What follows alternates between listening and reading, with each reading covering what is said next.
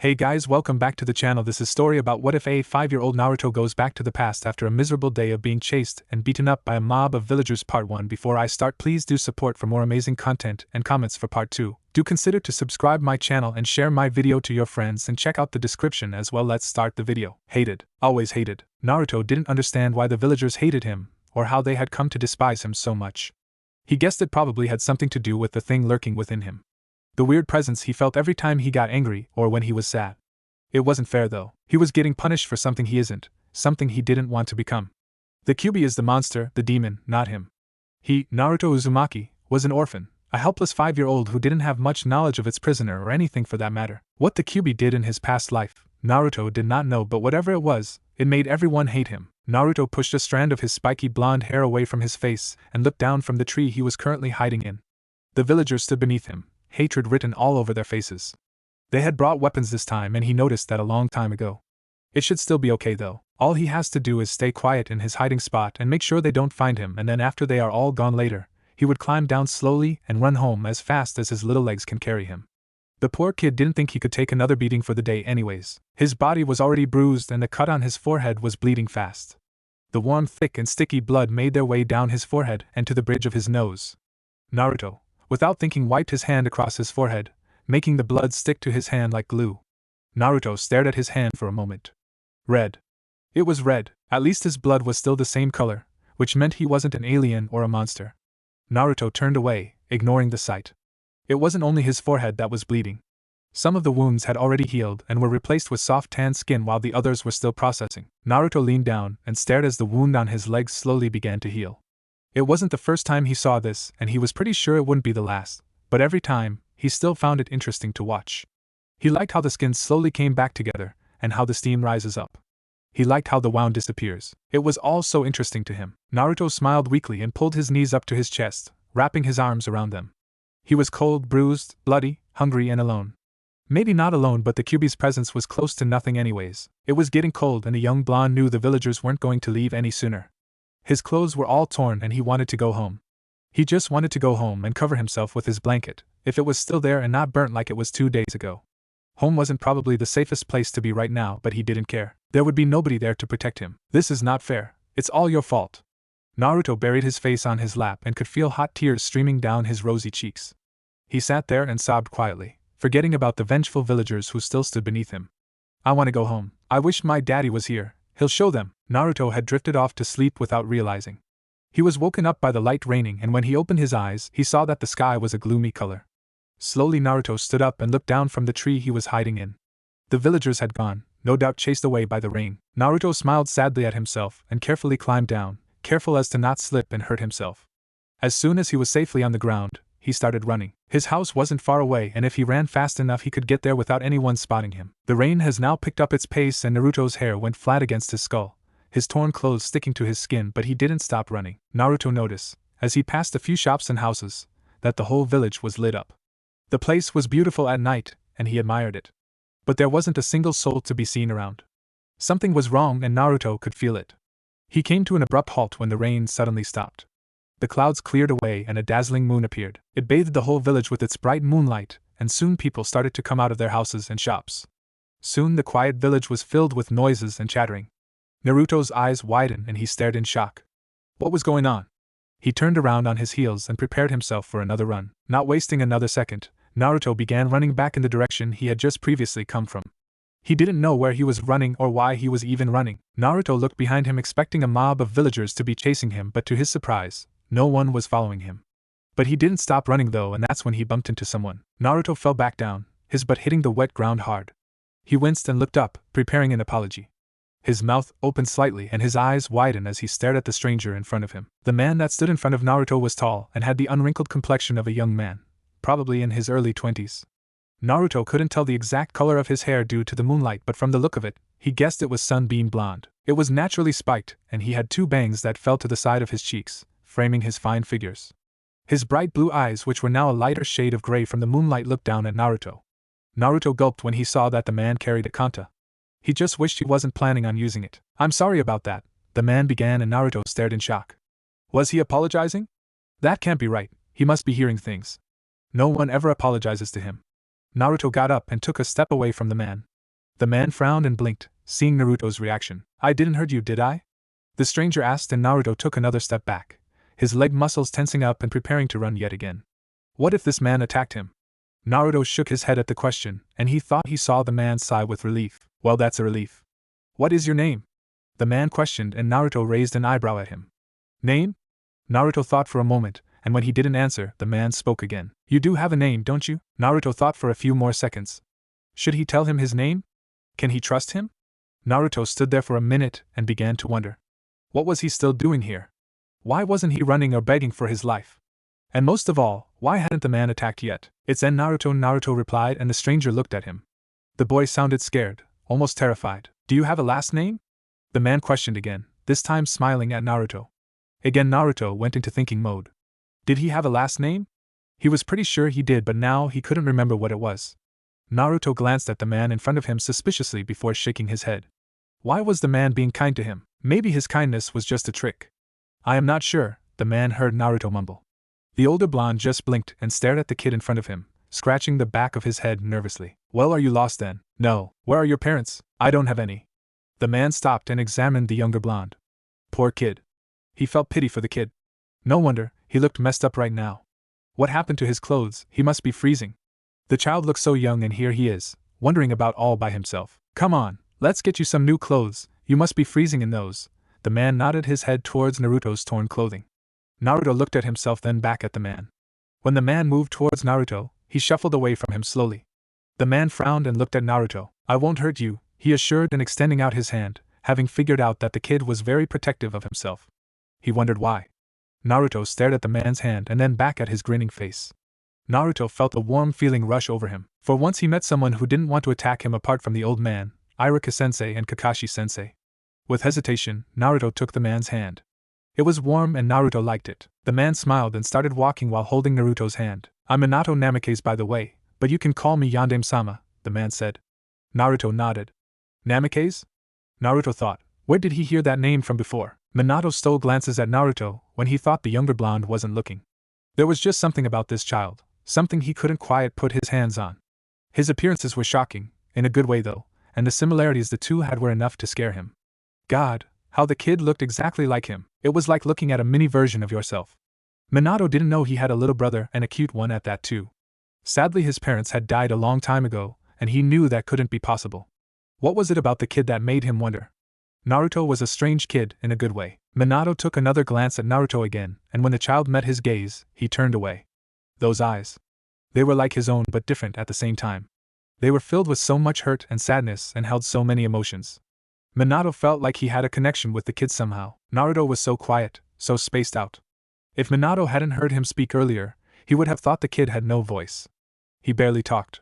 He was very polite though. He answered every single question Minato asked him to the best of his knowledge, and that was all. Other than that, he didn't say anything else. It was like he was scared. Scared of what though? Minato couldn't stop wondering.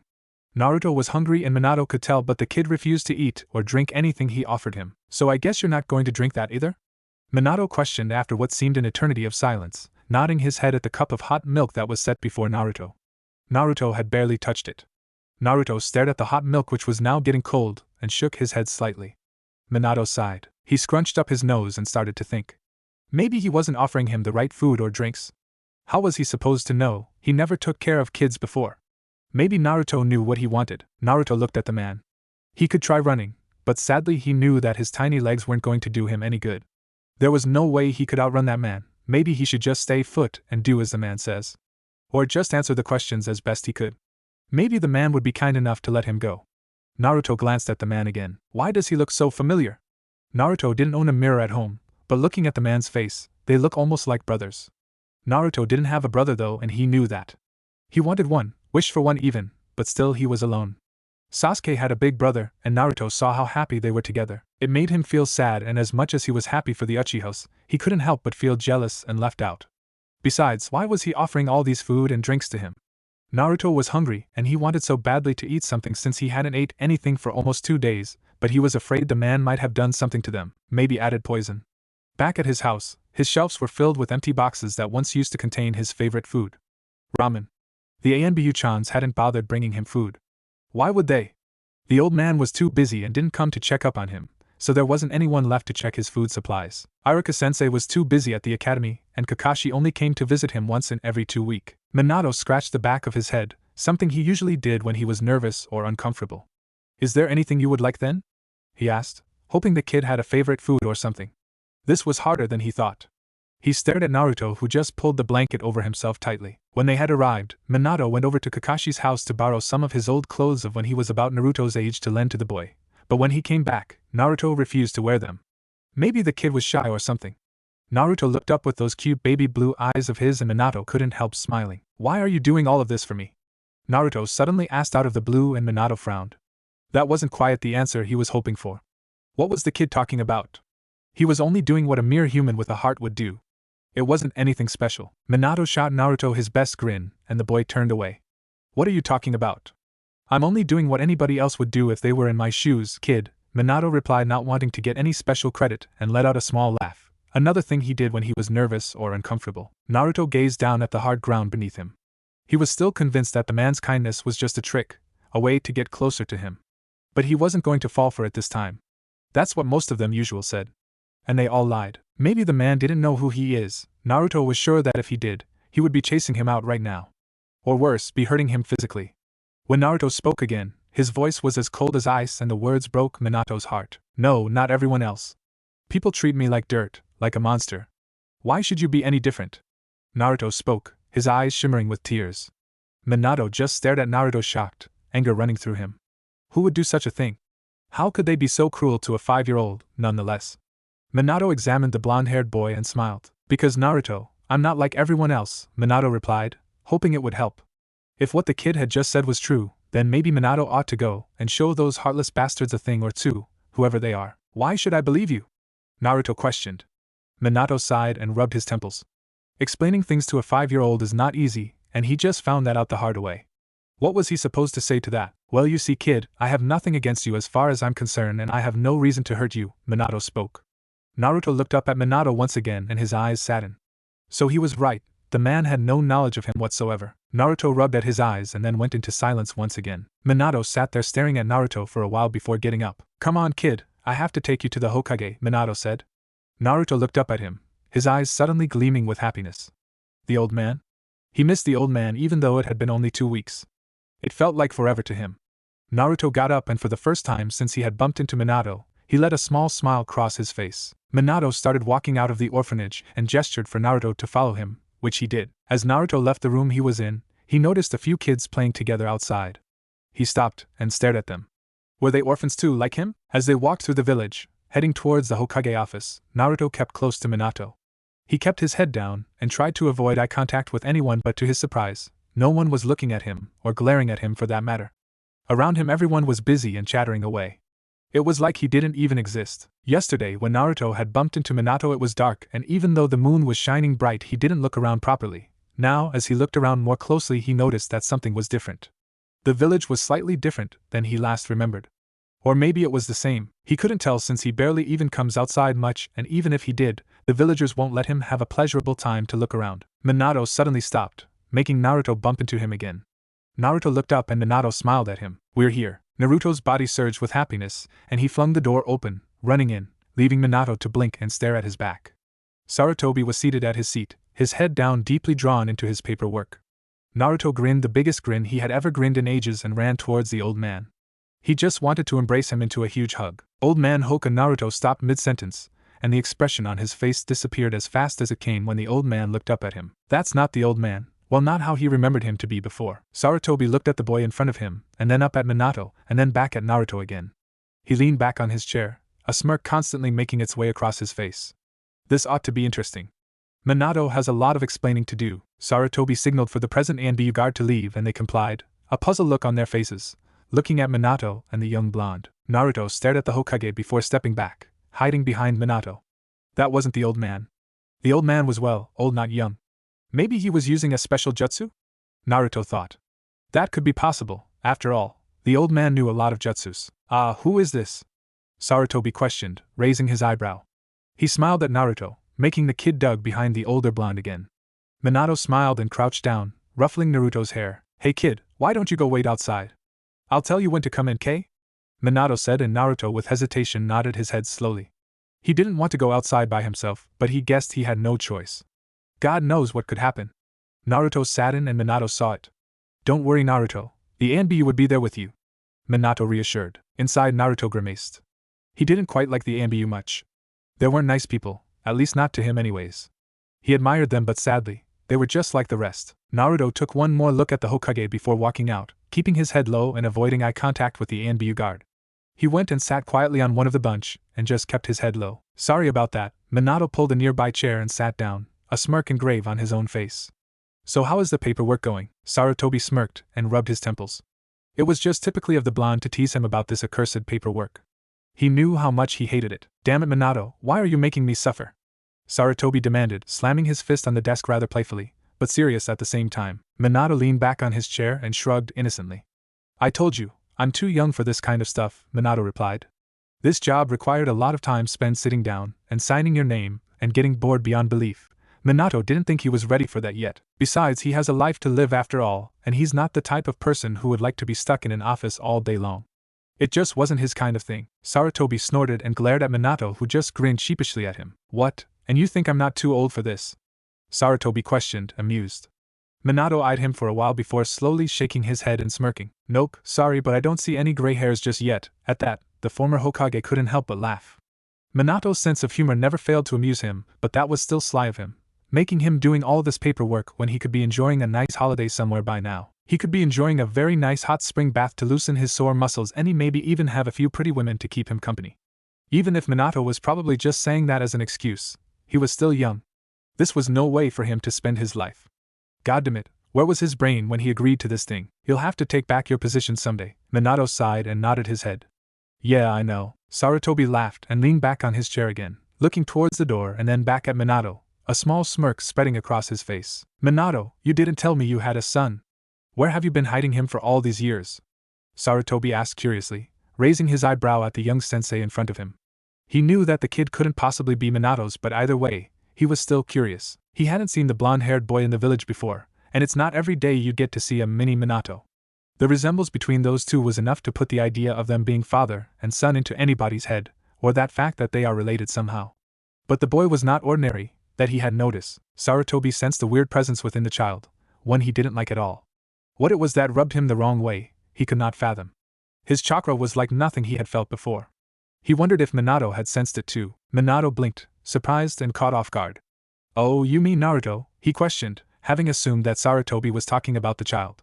Nah, he doesn't belong to me, sadly, Minato whispered. He bumped into me when I was on my way to my apartment, and for some reason he had seemed scared. Minato continued thoughtfully and Sarutobi nodded, signaling him to go on. He told me he had no parents and his clothes were torn, so I took him to the orphanage. Since I couldn't take him to my apartment because that's not allowed, Minato ran a hand through his naturally spiked blonde hair. Anyways, I got the kid some clothes to change into, but he didn't want to. And he refused to eat anything I offered him even though he looked like he was starving. Minato sighed and looked at Sarutobi, who was listening, looking quite interested.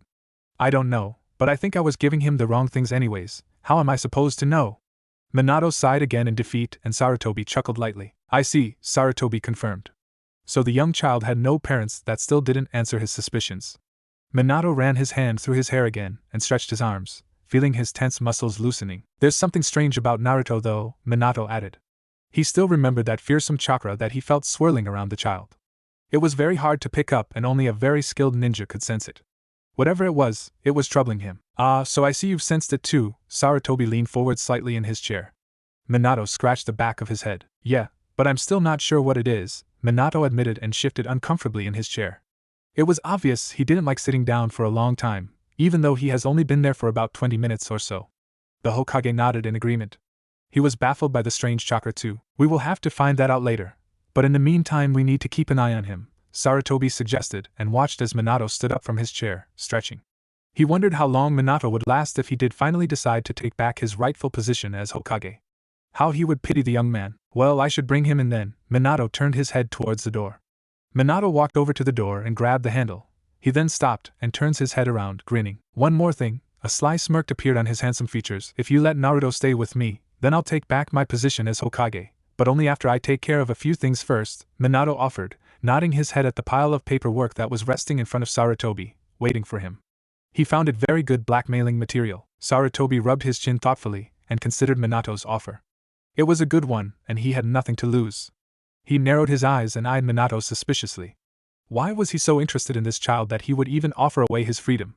Sarutobi shrugged. It meant he was going to be free of those accursed paperwork at last, so what was he worrying about? I will see to that later, but first we need to find out more information.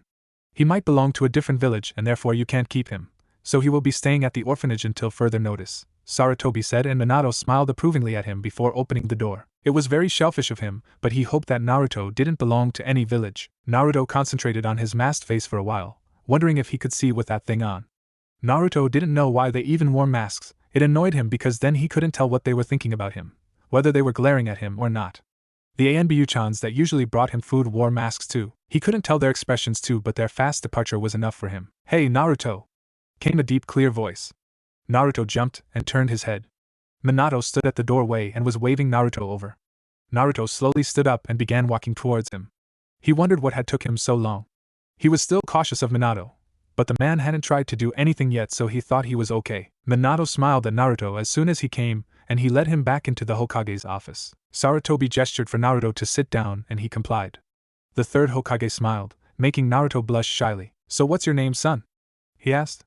Naruto blinked at the question and looked up to meet the Hokage's gaze before turning away. Didn't he already know his name? Naruto was sure he did, but he answered anyways. I am Naruto. After the meeting with the Hokage, Minato took Naruto back to the orphanage.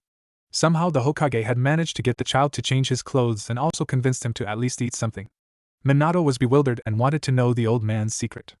This whole kid business thing he had yet to learn about. The journey was awfully quiet and none of them said a word. When they had arrived at the orphanage, Naruto clung to Minato's cloak and had refused to let go. It was obvious the child didn't want to be left alone. The older blonde reassured him that he would be back in the morning and that the lady here at the orphanage was really nice, so he should be okay. Naruto let go of Minato, pouting and blushing shyly. Well, Naruto, guess I'll see you tomorrow in the morning. Minato reached out and ruffled Naruto's blonde hair. He gave him a smile before leaving. Naruto smiled sadly and he looked out the window. He was alone again. I can't believe he's late. Are you talking about Kakashi? Rin questioned as she sighed and looked over to the horizon. The sun was just beginning to rise up. Obito crossed his arms across his chest and sat down on a nearby rock, a frown engraved on his face. I'm not talking about that bastard. He can be late for all I care, Obito snorted. I'm talking about our new sensei. He should have been here half an hour ago, he exclaimed, pouting. Rin shook her head at his childish act and then began to wonder, where was their sensei anyways? He wasn't making a very good impression. This was their first lesson and he was late. Rin grimaced at the thought of having another Obito around. Where was Kakashi anyways? He was never one to be late, and the fact that he wasn't here right now surprised her. The whole reason she had come early, like their sensei had said, was so she could have some time alone with Kakashi. Of course she wasn't expecting Obito to be the one to show up early. The whole thing was just annoying her, and now she wished she hadn't come. Meh, when is he going to get here? I'm hungry. Obito's stomach let out a growl and he groaned. It was just so typical of their sensei, telling them to not eat breakfast. God knows, the guy could be having his breakfast now while they were out here, suffering from the dreadful weather that the morning had to offer. Be patient, Obito. I'm sure Minato-sensei has a very good reason for his lateness, unlike you, Rin stated, somewhat annoyed. She was hungry too and didn't have any breakfast this morning, and his jabbering wasn't helping. She wondered why their sensei had told them not to eat anything. How on earth were they going to train if they didn't have the energy? Why did he make us meet here so early anyways? A small yawn escaped Obito's lips, and he rubbed at his eyes. The young genin boy hadn't gotten any proper sleep last night, all because he was hyper and so excited about training. How the hell am I supposed to know? Rin shot back. Obito was starting to get on her nerves. First he was going on about how physic he was about the training, and now he was complaining about being hungry. Why the hell was he here so early anyways? She thought of asking. It was bad enough having to put up with him at the academy, and now he was in her team. Cammy must really hate her. She fiddled with the grass and sighed. Let's give him a few more minutes, the two young genins sighed when they suddenly heard some noise. They swift around and took out their kunais, ready to attack if the person turned out to be an intruder or an enemy of some sort. They wished it was either at the moment. They were too tired and were a bit worn out from the lack of sleep. To their relief they lowered their guards and looked at the person in front of them with disapproving eyes. You're late, Obito stated. Oh, I'm sorry about that. Minato looked as guilty as ever and he shot them a grin. He scanned the area and then looked at them, raising his eyebrow in question. Where's Kakashi? Obito shrugged. Ma, who cares about him? Let's just start training already. If he's late, that's his problem. Minato blinked. He hadn't quite expected Kakashi to be the late one. In fact, he thought it would have been the Uchiha. When he read their files, not once had Kakashi been reported late. So sensei, why were you late? Obito dared to ask. Rin elbowed him and he turned and glared at her. What? I have the right to know! He exclaimed, and she just rolled her eyes at him. You could expect such things from Obito. Minato scratched his head nervously and looked uneasy. Well, you see, Minato began, trying to find a good enough excuse. What could possibly be a good excuse? He was about an hour late. Maybe he should just tell them the truth and hope for the best. After all, it wasn't his fault. I kind of slept in, Minato admitted, looking guiltier than ever. Obito and Rin exchanged glances and then frowned. That was the best he could come up with. Obito leaned in and whispered to Rin. Well, his excuse was even lamer than my ones and you complain all the time. Minato frowned. Hey, I had my reasons, he said defensively, looking sheepish. He cleared his throat. Well, I guess we can't start training until Kakashi gets here. There was the sound of rustling leaves and everyone turned their heads in the direction of the noise. Kakashi emerged out and scanned his teammates and his sensei, looking as serious as ever. Minato eyed him curiously and he just walked over to the rest of the team. Why were you late, huh? Obito demanded, glaring at Kakashi. I wasn't late, you idiot, Kakashi stated and turned his head to look at Minato disapprovingly. You could tell from his stare that he wasn't really fond of late people. I just didn't want to listen to your constant whining and complaints, so I went to train until Minato-sensei got here. Minato shrunk under Kakashi's intense glare, and he let out a small inward laugh, almost sounding like a giggle of nervousness. Rin glared at Kakashi. Well, you could have saved me the headache and brought me along, she accused. Kakashi just shrugged and Obito pouted. Hey, I wasn't complaining that much, he defended. Ha, yeah, sure. Minato cleared his throat again and smiled. Well, since Kakashi is here, I guess I can give you guys your first test then, he said and received blank and worried expressions in response. Well, mostly from Obito anyways. What test? Obito questioned, sounding somewhat worried. He was never really good at tests, and he hated them. Minato chuckled, detecting the worriedness in the young Uchiha's voice. He pulled out 2 tangling bells out of his pocket and held them in front of him. It's called the bell test. Minato waved the bells in front of him, making them ring in the passing wind. The test is easy, really. All you have to do is get a bell from me before sundown and you pass, Minato explained. What? It's going to take us that long? But I'm hungry, why didn't you let us eat breakfast? Obito whined and Kakashi looked at him sideways. There he goes again. Well, you'll find that out after the test, Minato replied. The raven-haired boy pouted and crossed his arms across his chest. Rin raised her hand, a look of confusing on her face. Yes, Rin? Minato confirmed. Sensei, I was just wondering, how come you only have 2 bells when there are 3 of us in total? Rin asked, curiosity getting the best of her. Kakashi and Obito were curious too, so they listened intensely. The young sensei grinned maliciously. This was probably the best part, and he wanted to see the look on their faces. It would be priceless. That's the whole point, Minato began, watching their expressions. Only 2 will pass this test. As for the one that fails, well, he or she will be sent back to the academy. Minato explained and watched as their expressions changed. What? Their jaws dropped and even Kakashi managed to look a bit shocked and horrified. Going back to the academy? Hell no, Minato smiled and nodded. So now you all know how important this test is, he stated, and they all nodded, looking serious. Okay then, Minato placed the bells on his waist belt where they can easily be accessible. Begin. Within a swift moment, they were all gone into hiding, leaving Minato alone in the training field.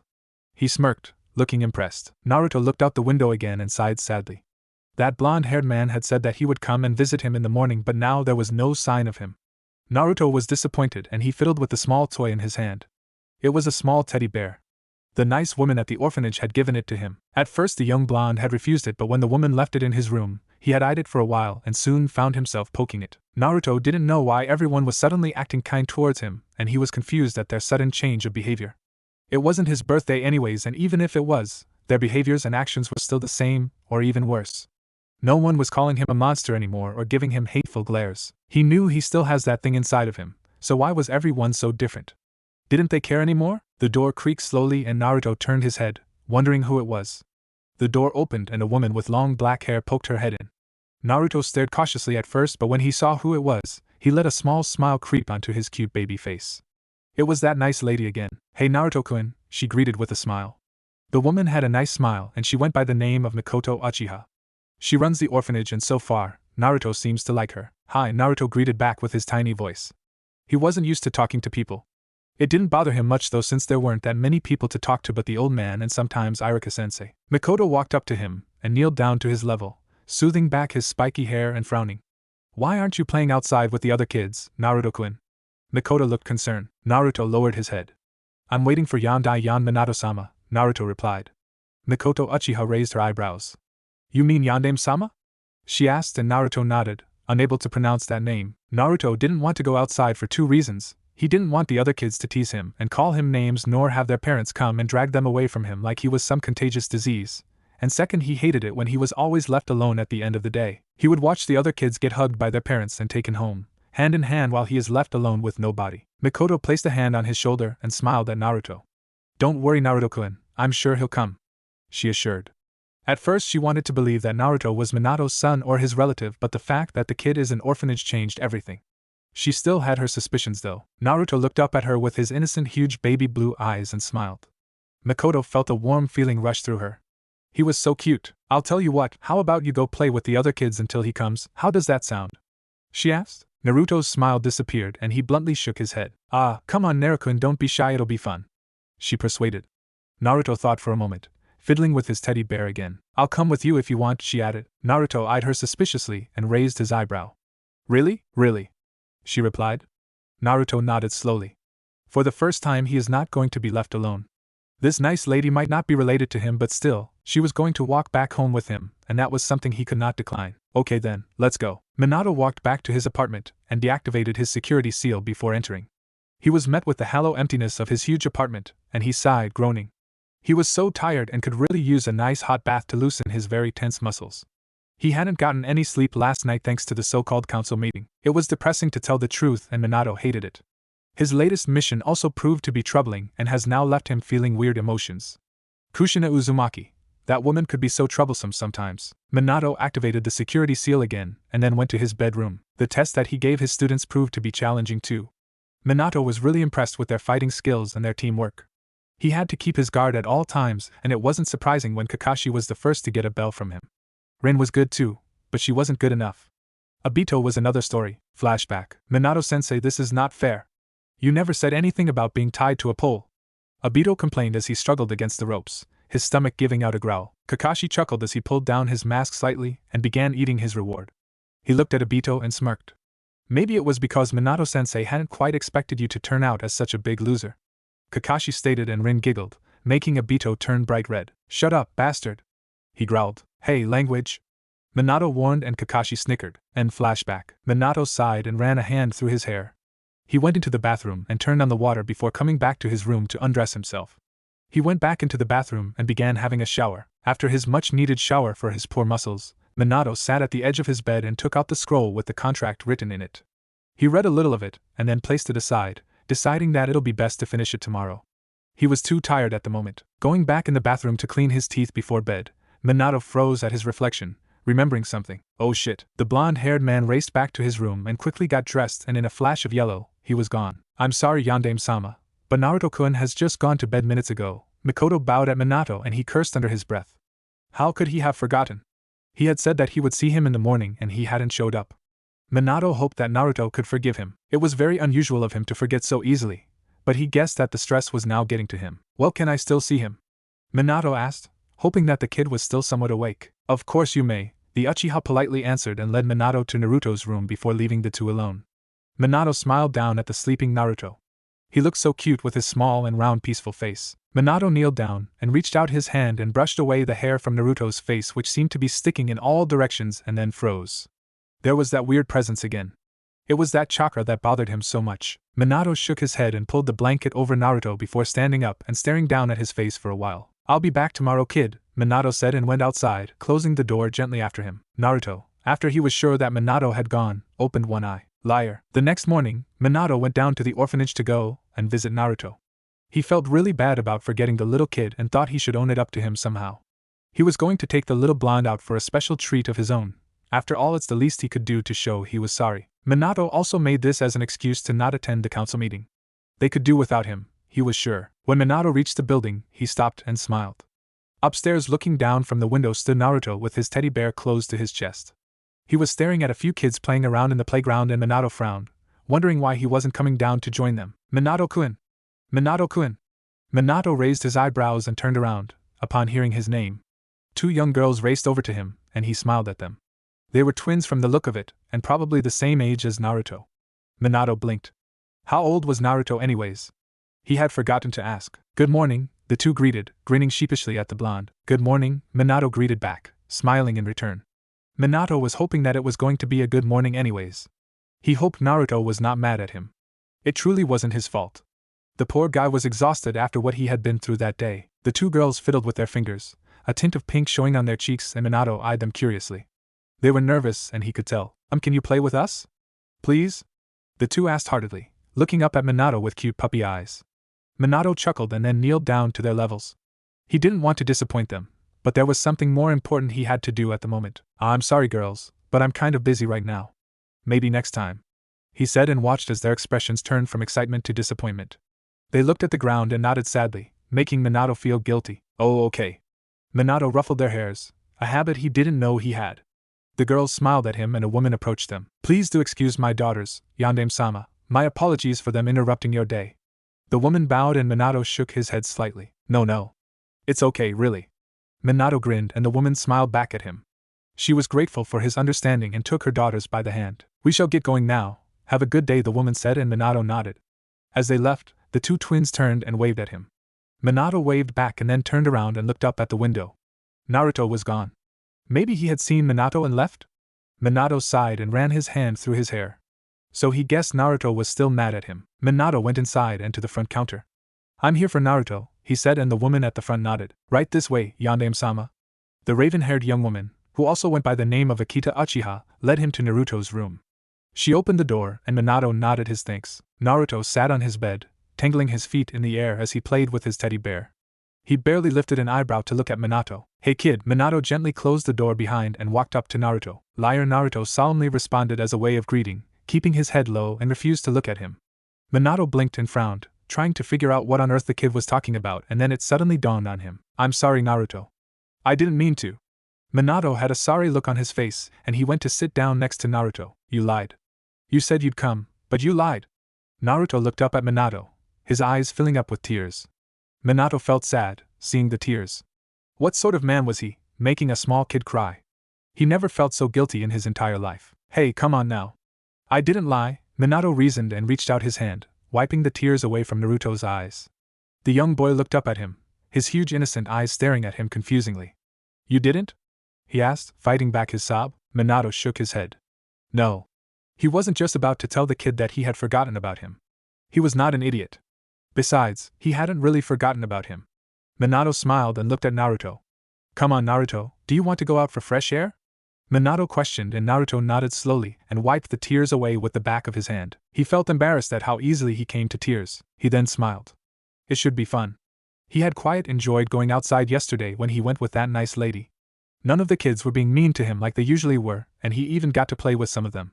He never had so much fun in his life before, and he wanted to do it again. Just as long as Minato goes with him, Naruto didn't mind at all. He doesn't trust everyone that much yet, so he didn't think he was ready to go alone. Minato stood up and went to open the door. Come on, let's go. Naruto got to his feet and went up to him, blushing slightly. Minato went to the front counter before they left, assuring the young Uchiha that he had full responsibility for Naruto, and would bring him back at the appropriate time. Have fun, Naruto-kun. Akita waved as the two blonde exited the building. Minato and Naruto walked quietly alongside each other, Minato stopping now and then to greet someone or inform them of something. Some of the villagers were staring at the two, a questioning look in their eyes. It was the first time for them to see the two walk together, and the similarities between the two were beyond belief. Most of them were sure on their lives that just a few days ago, Minato was single and had no child of any kind. So where on earth did this kid come from? The woman must consider herself very lucky. Having such a beautiful young boy and a handsome husband, Minato could hear the civilian women whispering among themselves. Minato chuckled lightly under his breath. He never thought that they thought of him as handsome before, but considering his looks, he couldn't argue with them. Naruto made sure to keep close to Minato. He wasn't used to being out in the public much, and he knew too well why. Although today, things were different. Naruto only wished that it could be like this all the time. Where are we going? The young boy asked curiously, tugging on Minato's sleeve and looking up at him. The young Jounin sensei looked down at him and smiled. We are going to a place I like to call heaven, Minato replied and then chuckled, seeing the questioning look the child was giving him. We're just heading to the Ichiraku ramen place for a treat, Minato smiled, licking his lips, already tasting the delicious ramen that awaits him. You don't mind, do you, Naruto-kun? Minato asked a little worried. If Naruto didn't like ramen, then that would mean his plans would be ruined and then he'd have to find another way to say he was sorry. Much to his relief, Minato raised his eyebrow in amusement as Naruto's eyes lit up, and for a moment, he thought the kid was going to jump up for joy. Ramen! Naruto exclaimed excitedly, grinning up at Minato. It's been a long time since he ate proper ramen, and the ones that they used to bring up at his apartment didn't taste well. They were cold and he usually had to cook them and ended up burning himself at various times. So I see you like ramen too. Minato felt like facepalming himself. How could he have been so stupid all this time, wondering what the kid liked to eat? Of course the kid loved ramen, who didn't? It was the food of a lifetime, well to him anyways. No one could resist the sheer awesomeness of ramen. Come on then. Minato took Naruto by the hand and then led the child into the Ichiraku ramen place. Ah, Minato, come back for more, I see? The bar owner, Tucci, smiled upon seeing his best customer. Minato chuckled and put on an innocent look. I can't help myself.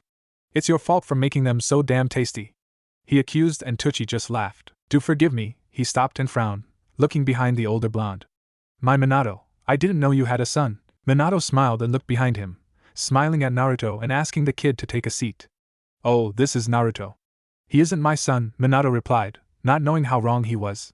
He helped Naruto onto a bar stool, seeing the difficulties the child was going through thanks to his height. Tucci took some time to look back and forth at the two blondes and then raised an eyebrow. Are you sure? I'm not convinced. Minato chuckled again and waved his hands lazily. Meh, I'm sure, he said, doubting his words deeply. Maybe he ought to get a blood test just to be extra sure? Well, what would you two like today? Naruto gets a free meal, the man smirked when he saw the childish look on Minato's face. Ah, come on, I'm sure a man like you have some cash on them. He smiled and gave them the menu sheet. Well, kid, order up, Minato suggested, and Naruto just stared at the menu in front of him. The words danced right in front of his eyes, and no matter how hard he tried, he couldn't make up a single word. Naruto thought for a moment, and then decided to order his favorite. Miso ramen. He couldn't read, but at least he knew what it was called. I'll get miso ramen, please. The two yelled at the same time, and then paused. Minato looked over at Naruto. Wow, kid, I didn't know you liked miso ramen too, the blonde said incredulously, sounding surprised. Naruto grinned. It's my favorite. The cheerful young boy answered, and Minato raised his eyebrow, looking interested. It was his favorite too. Just how much more did they have in common, he thought as Tucci came back with their orders, having heard them loud and clear. Well, here you go. Tucci placed the 2 bowls of steaming miso ramen in front of the two and smiled. Enjoy. Naruto and Minato stared down hungrily at the food, drooling just by looking at it. Naruto took his chopsticks and started gulping down his ramen like there was no tomorrow, Minato soon following and doing the same. Tucci stepped back and crossed his arms across his chest, wearing a bemused expression on his face as he observed the two blondes. The way they were gulping down their bowls of ramen, there was no doubt in the bar owner's mind that they were definitely related.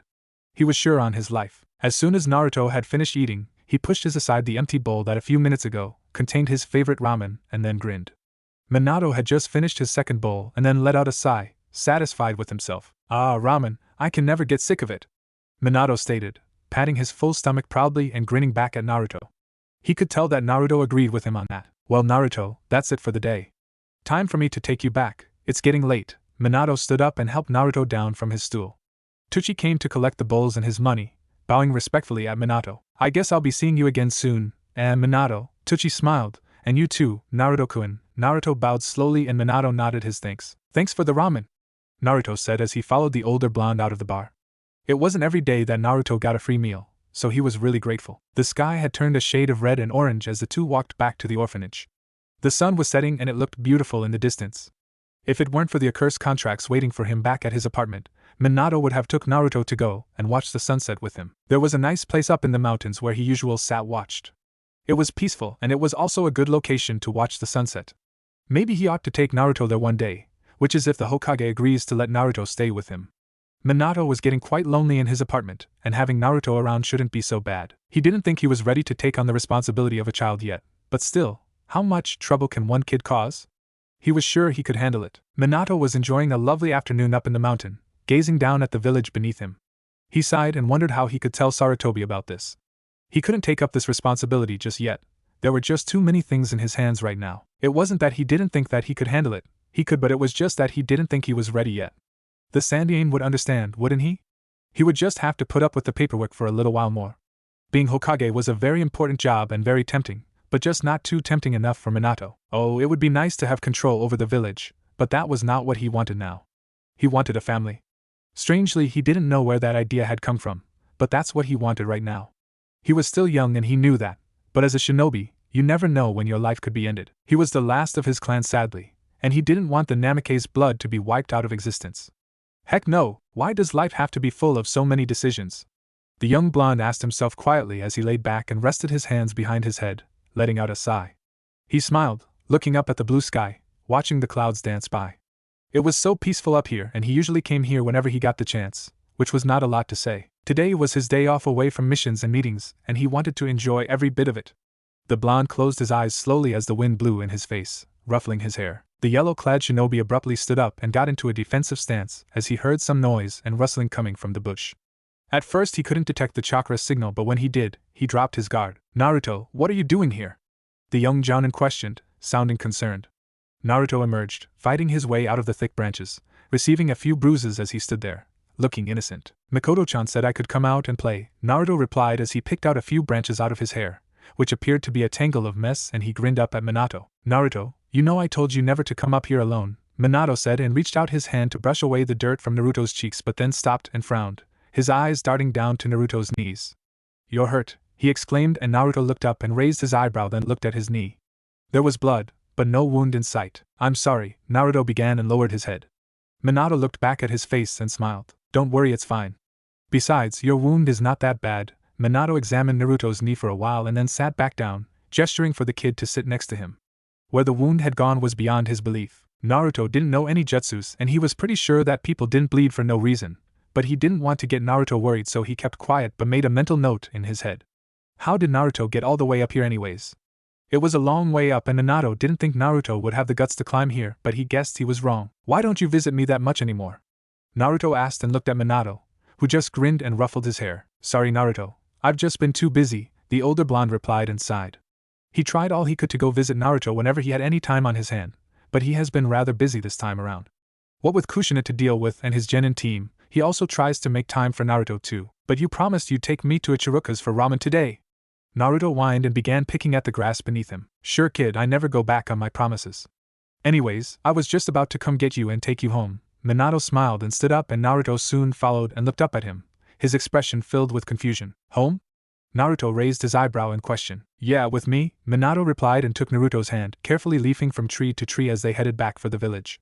Some research was done on the kid, and it turned out that he didn't belong to any village. It was kind of strange though. There was no background history on the child, and no one claimed to have a missing son that fitted the description of Naruto. The third was uneasy about it at first, but then Minato talked him out of it, and at the end, he agreed to let Naruto stay with him. Minato was very flattered and promised to take full responsibility for Naruto. For some reason he felt attached to the kid, and whenever he saw Naruto, he couldn't help but smile. He felt a very strong connection between them, even though they've known each other now for only about 3 months. "Does this mean I'm going to be living with you?" Naruto asked, the idea making him grin maliciously. He never thought he would ever get adopted before.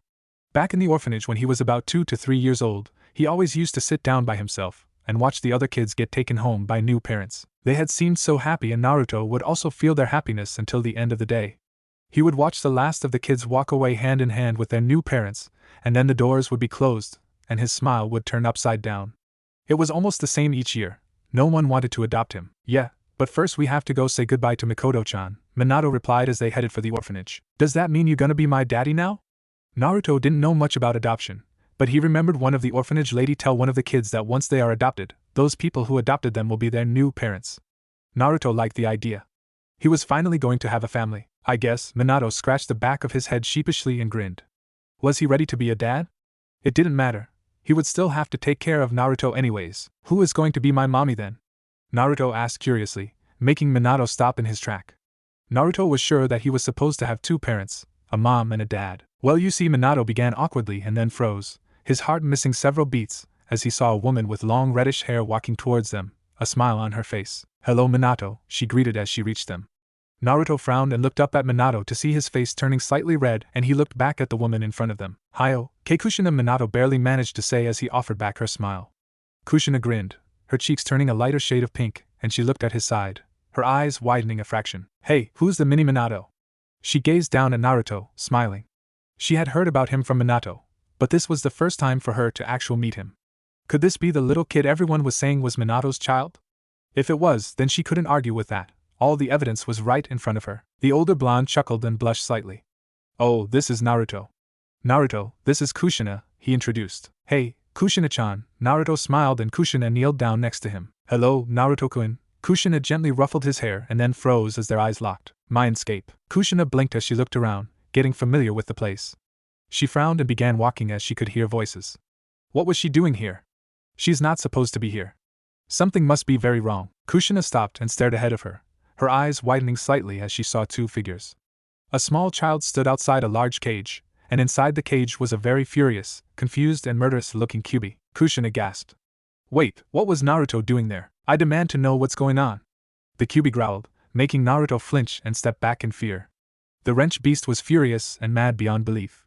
Who was this little brat, and how did he get here? The Ninetales didn't remember giving anyone permission to visit him in his cage. In fact, he didn't remember ever wanting to be put in a cage in the first place. Oh, those accursed shinobis and their so-called jutsus.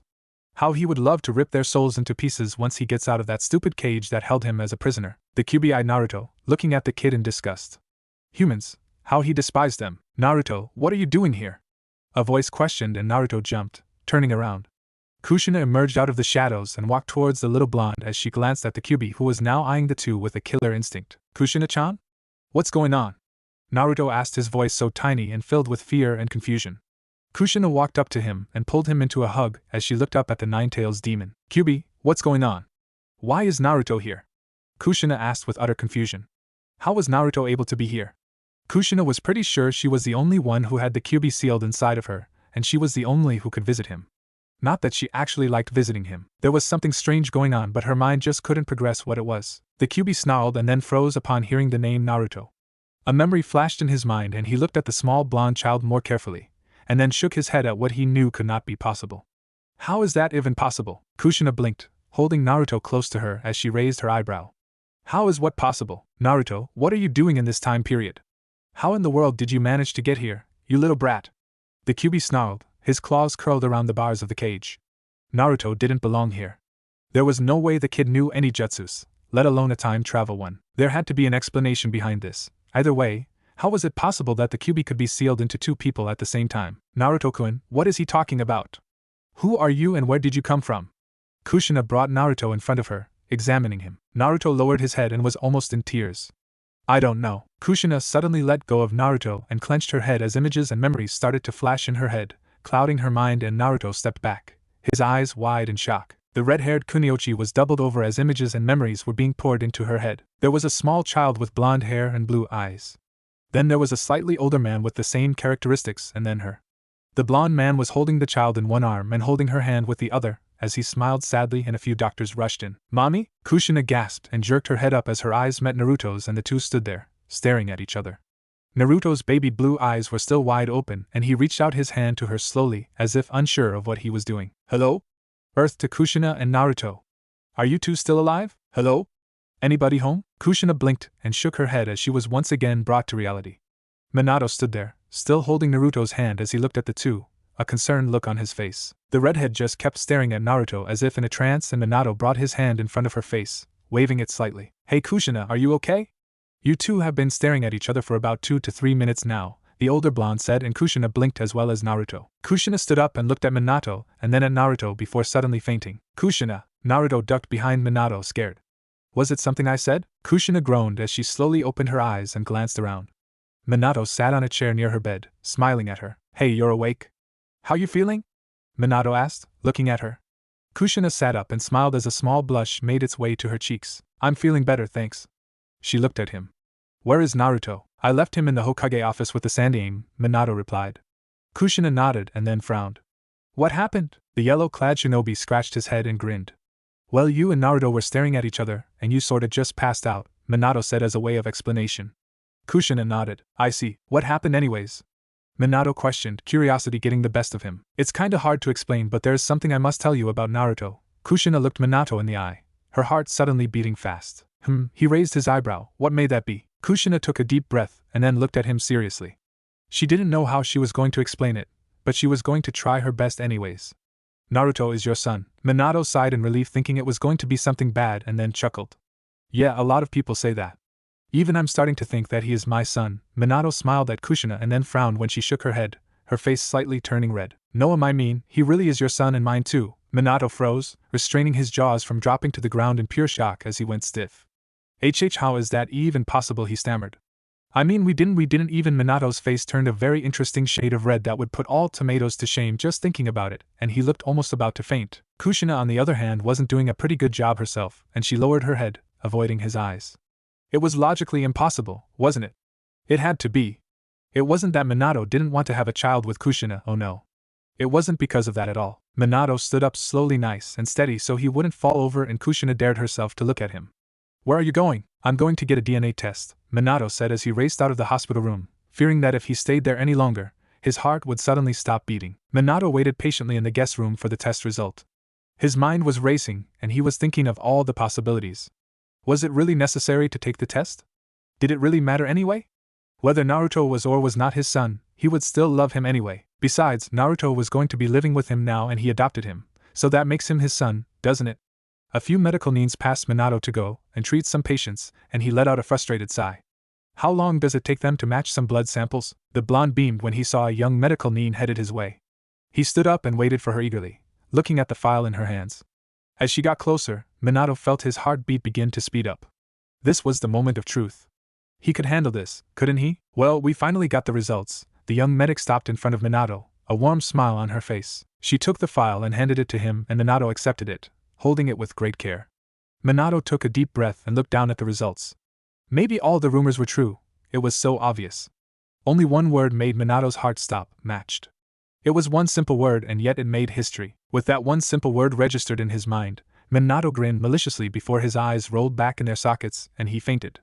The young medic gasped quietly, and everyone stopped whatever they were doing and observed the scene. What they saw was something considered an opportunity that only came once. There were a few minutes of awkward silence before everyone went back to what they were doing, and a few medical needs rushed over and proceeded to wake up the blonde. Minato woke up a few minutes later and looked around. He was still in the hospital, and the same young medic Neen was observing him with a worried look on her face. Are you feeling okay? She questioned, and Minato nodded slowly, getting out of his hospital bed and standing up. He rubbed his aching head and then smiled, remembering the test result. So the rumors were true after all. Minato thanked the young medic, and just when he was about to leave, an ANBU appeared in front of him. The Hokage wishes to see you in his office immediately. It's urgent and it concerns Naruto. The ANBU spoke, and Minato's heart skipped a beat.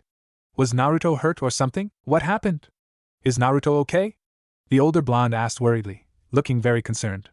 The ANBU slightly nodded his head. Naruto is fine, he assured, and the young Junin sighed with relief and then raised his eyebrow in a questioning manner.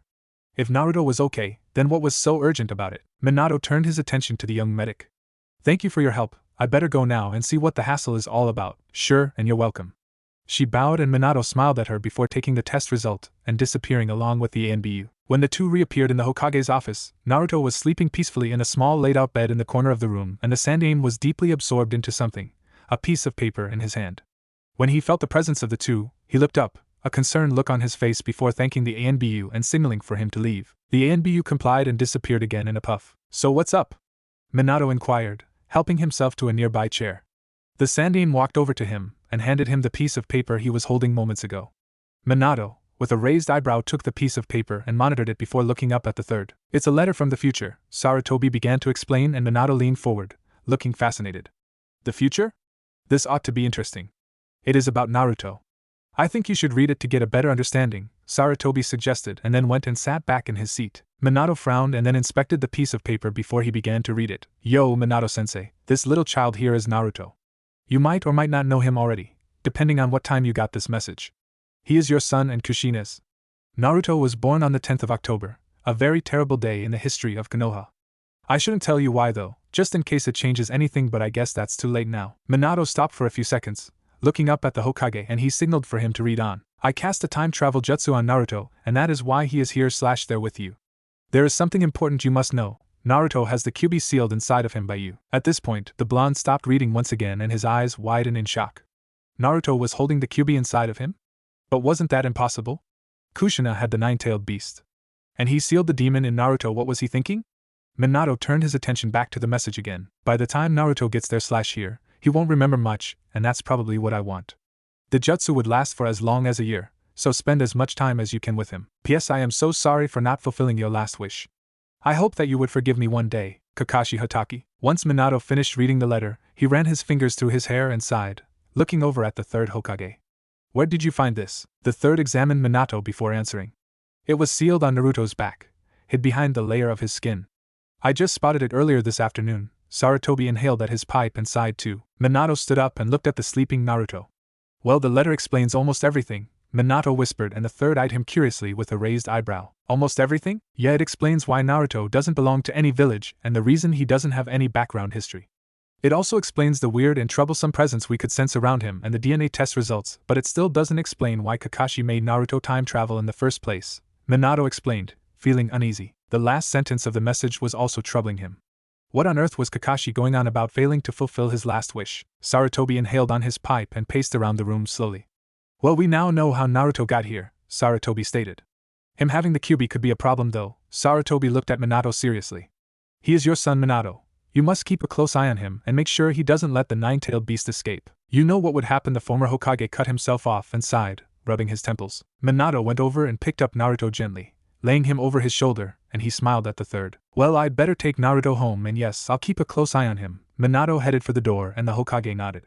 Sarutobi went back to his desk as the two blondes left. When Minato reached his house, he went inside and took Naruto to his room. He had prepared it for him before he adopted him. The room was close to his own so he could check up on Naruto if there was ever anything wrong. Minato smiled as he laid the young blonde gently down on his bed and kissed his forehead. Night son, Minato whispered, the word son sounding so weird coming out of his mouth. It was strange of him to suddenly start calling someone his son, but he guessed he kind of liked it. It wasn't bad at all and he could get used to it. He only hoped that Kushina would too. Minato was in his room engaged in a deep sleep. The sun was barely up yet, and the birds were still snuggled up in their little nests and enjoying a peaceful sleep. The yellow-clad shinobi turned in his sleep as he was now facing the ceiling and his nose sniffed the air, still on the verge of unconsciousness. Although his mind was still in a light slumber, he could smell something burning. Minato turned and shifted around in his bed uncomfortably and decided to ignore the smell.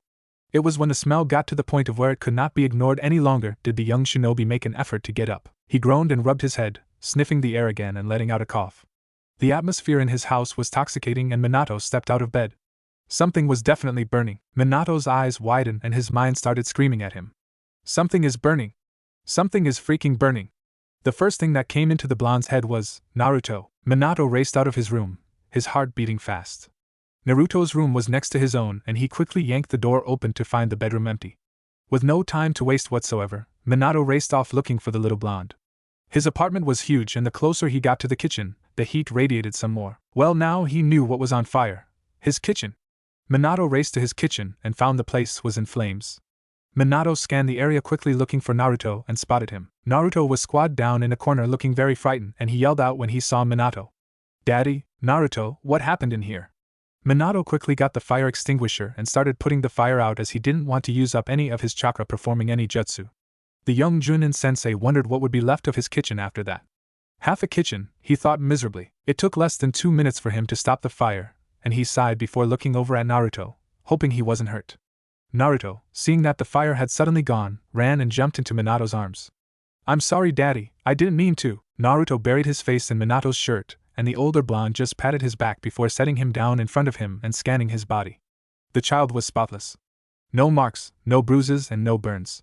Minato sighed again in relief and then frowned. Naruto, what were you doing? You could have gotten hurt. Minato said, and Naruto lowered his head. I'm sorry, Daddy. I just wanted to make you ramen for breakfast, Naruto spoke and looked up at the older blonde with teary eyes. It was supposed to be a thank you present for you being my father. Naruto broke out into tears and Minato felt guilty as he hugged him. He just couldn't tell Naruto the truth about him actually being his real father. That would just confuse the child and also cause trouble, so it was best if he said nothing. Anyways, Naruto would be going back to the future in a few more months or so. That's okay. We'll go and eat breakfast at Ichiroku's. How does that sound, hey Naruto? Minato questioned as he wiped away Naruto's tears. Naruto slowly nodded and Minato smiled as he picked him up. Let's get ready first. The blonde walked out of the kitchen carrying Naruto and looked back at the ruins that once used to be his kitchen. As the two were walking together, they were greeted with smiles, good mornings and hellos.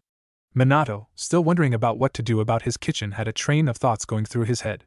He looked down at Naruto and smiled and then stopped when he saw Mikoto Uchiha walking towards them with a pram and little Itachi by her side. She stopped to greet them and Naruto beamed up at her. Morning, Mikoto-chan. Naruto grinned and glanced at Itachi, who bowed slightly for Minato, and Mikoto smiled. Hey Naruto-kun. Long time, how are you enjoying your new home? Mikoto questioned and then smiled at Minato, saying her greeting. I love my new home and my new daddy. Naruto responded proudly and Itachi just looked at him. Well, that's good to hear, Naruto-kun. Minato is a great man and he will take good care of you, the Uchiha praised, and Naruto nodded in agreement, while Minato just blushed shyly. Naruto looked at the pram and frowned as he walked over to it, dragging Minato along, and then peered down into it. Inside was a small baby carefully covered up to the neck. The baby had raven black hair and was gently sucking on his little thumb as he stared up at Naruto, who was smiling down at him. Minato, too, peered into the pram and then looked up at Mikoto and smiled. "Congratulations," he said. "So what is his name?" "Thank you, but he is not my child. He is my sister's and his name is Daisuke. I'm expecting one in a few more months to come though," Mikoto replied. Naruto frowned even more and was staring at Daisuke before he gently reached down and poked him in the stomach, making little Daisuke giggle, and Naruto laughed. "I think he likes you," Mikoto stated, and Naruto grinned as he poked Daisuke again, making him giggles, and Itachi just eyed Naruto suspiciously. "Well, we better get going," said Minato, and Mikoto nodded. "It was nice seeing you again, Naruto-kun. Hope you come and visit sometimes," Mikoto said. "Okay. Bye, Mikoto-chan." Naruto farewelled as the two blondes started walking away. Mikoto waved to them, and then continued on their way. "Daddy, where are we going?" Naruto demanded as he saw that they weren't heading in the direction of Ichiruka anymore. "We are going to Kushina's house," Minato quickly corrected himself, and could feel his face heating up. Was he just about to say mommy? "Is she going to be my new mommy?" Naruto asked curiously, looking up at Minato innocently. "Yes, she is," Minato said, his face red. He couldn't lie to Naruto, besides, that was the truth. "Are we going to her house so you can ask her on a date?" "That's what the orphanage lady said people do when they like each other," Naruto confirmed, and Minato blinked. What do they teach these kids at the orphanage? He thought to himself, thinking of an answer. No, not really. I said that I would take her out to come and eat ramen with us today, Minato replied. Isn't that the same thing, Daddy? Naruto raised his eyebrow and questioned. Minato shook his head. No, it isn't. Isn't that mommy coming this way? Naruto pointed and Minato followed the direction he was pointing at, and there she was. Kushina was walking towards them, a smile engraved on her beautiful face, and Minato could already feel himself blushing. Hey, I was just about to come get you, Minato aforementioned when Kushina stopped in front of them. Well, I was going to wait for you a little longer, but you're already 20 minutes late. Kushina smiled as she ruffled Naruto's hair. Naruto just grinned up at her and Minato looked apologetic. I'm sorry, Kushina. I got caught up with something this morning, the older blonde lamented, and Naruto shrunk, trying to look innocent. Kushina shrugged. That's okay. I'm still up for ramen if the offer is still open. Minato smiled at her.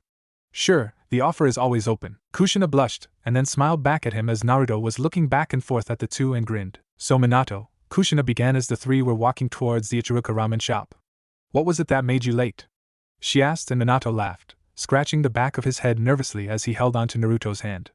It's a long story, he answered, and the red-haired Kuniochi frowned. Make it short then, she insisted. Okay, then my kitchen was on fire. Minato, I told you that you bad cook.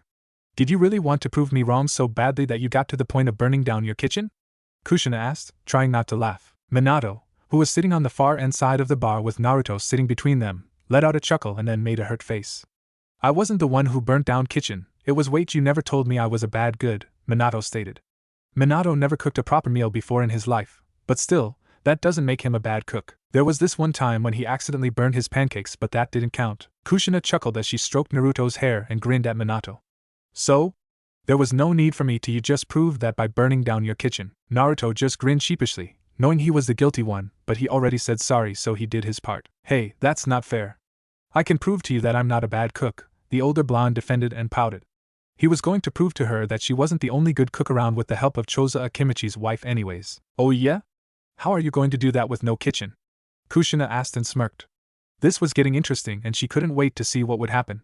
She was teasing Minato, and she was pretty sure he knew that. She hadn't tasted anything Minato cooked before, so she couldn't be sure whether he was a bad cook or not, but she'll be finding out soon. Good point, Minato frowned. She was right. Without his kitchen there was nothing he could do, but he wasn't giving up that easy just yet. Doesn't matter, I'll find a way. I'll cook something by tomorrow and then come and pick you up to come taste it at my house. Let's say around 6:30 p.m. You and Naruto can be the judges. If I turn out to be a good cook, you'll have to admit something to me. If I turn out to be a bad cook, which I hope won't happen, I'll have to admit something to you. Minato finished off with a satisfied smirk and he looked at Kushina, who just shrugged. Sounds good to me.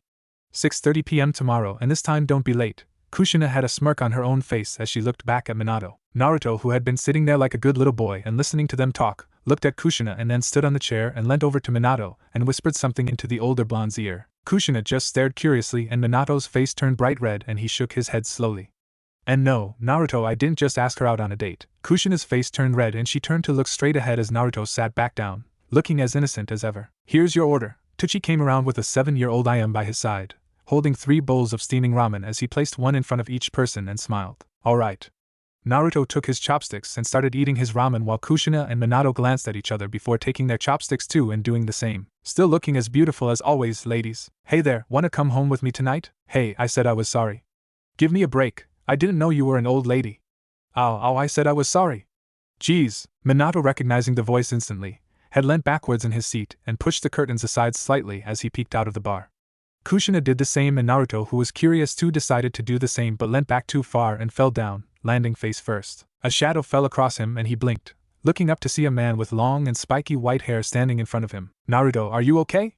Minato stood up and helped Naruto to his feet before turning to look at his former sensei. Who do we have here? Jiraiya grinned and squatted down, looking at Naruto. Another Minato? Hey Jiraiya sensei. This is Naruto, my son. Minato chuckled nervously, knowing his sensei was going to make a big deal about it, and he was right. Let me guess who the mother is. Jiraiya stood up and smirked at Minato, glancing over at Kushina.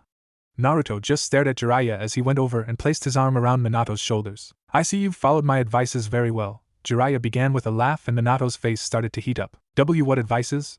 The young Junin sensei stammered and Jiraiya just broke out into a fit of laughter. Ah, come on Minato, don't be shy about it. You didn't even need my help after all. Heck, you even got yourself a kid.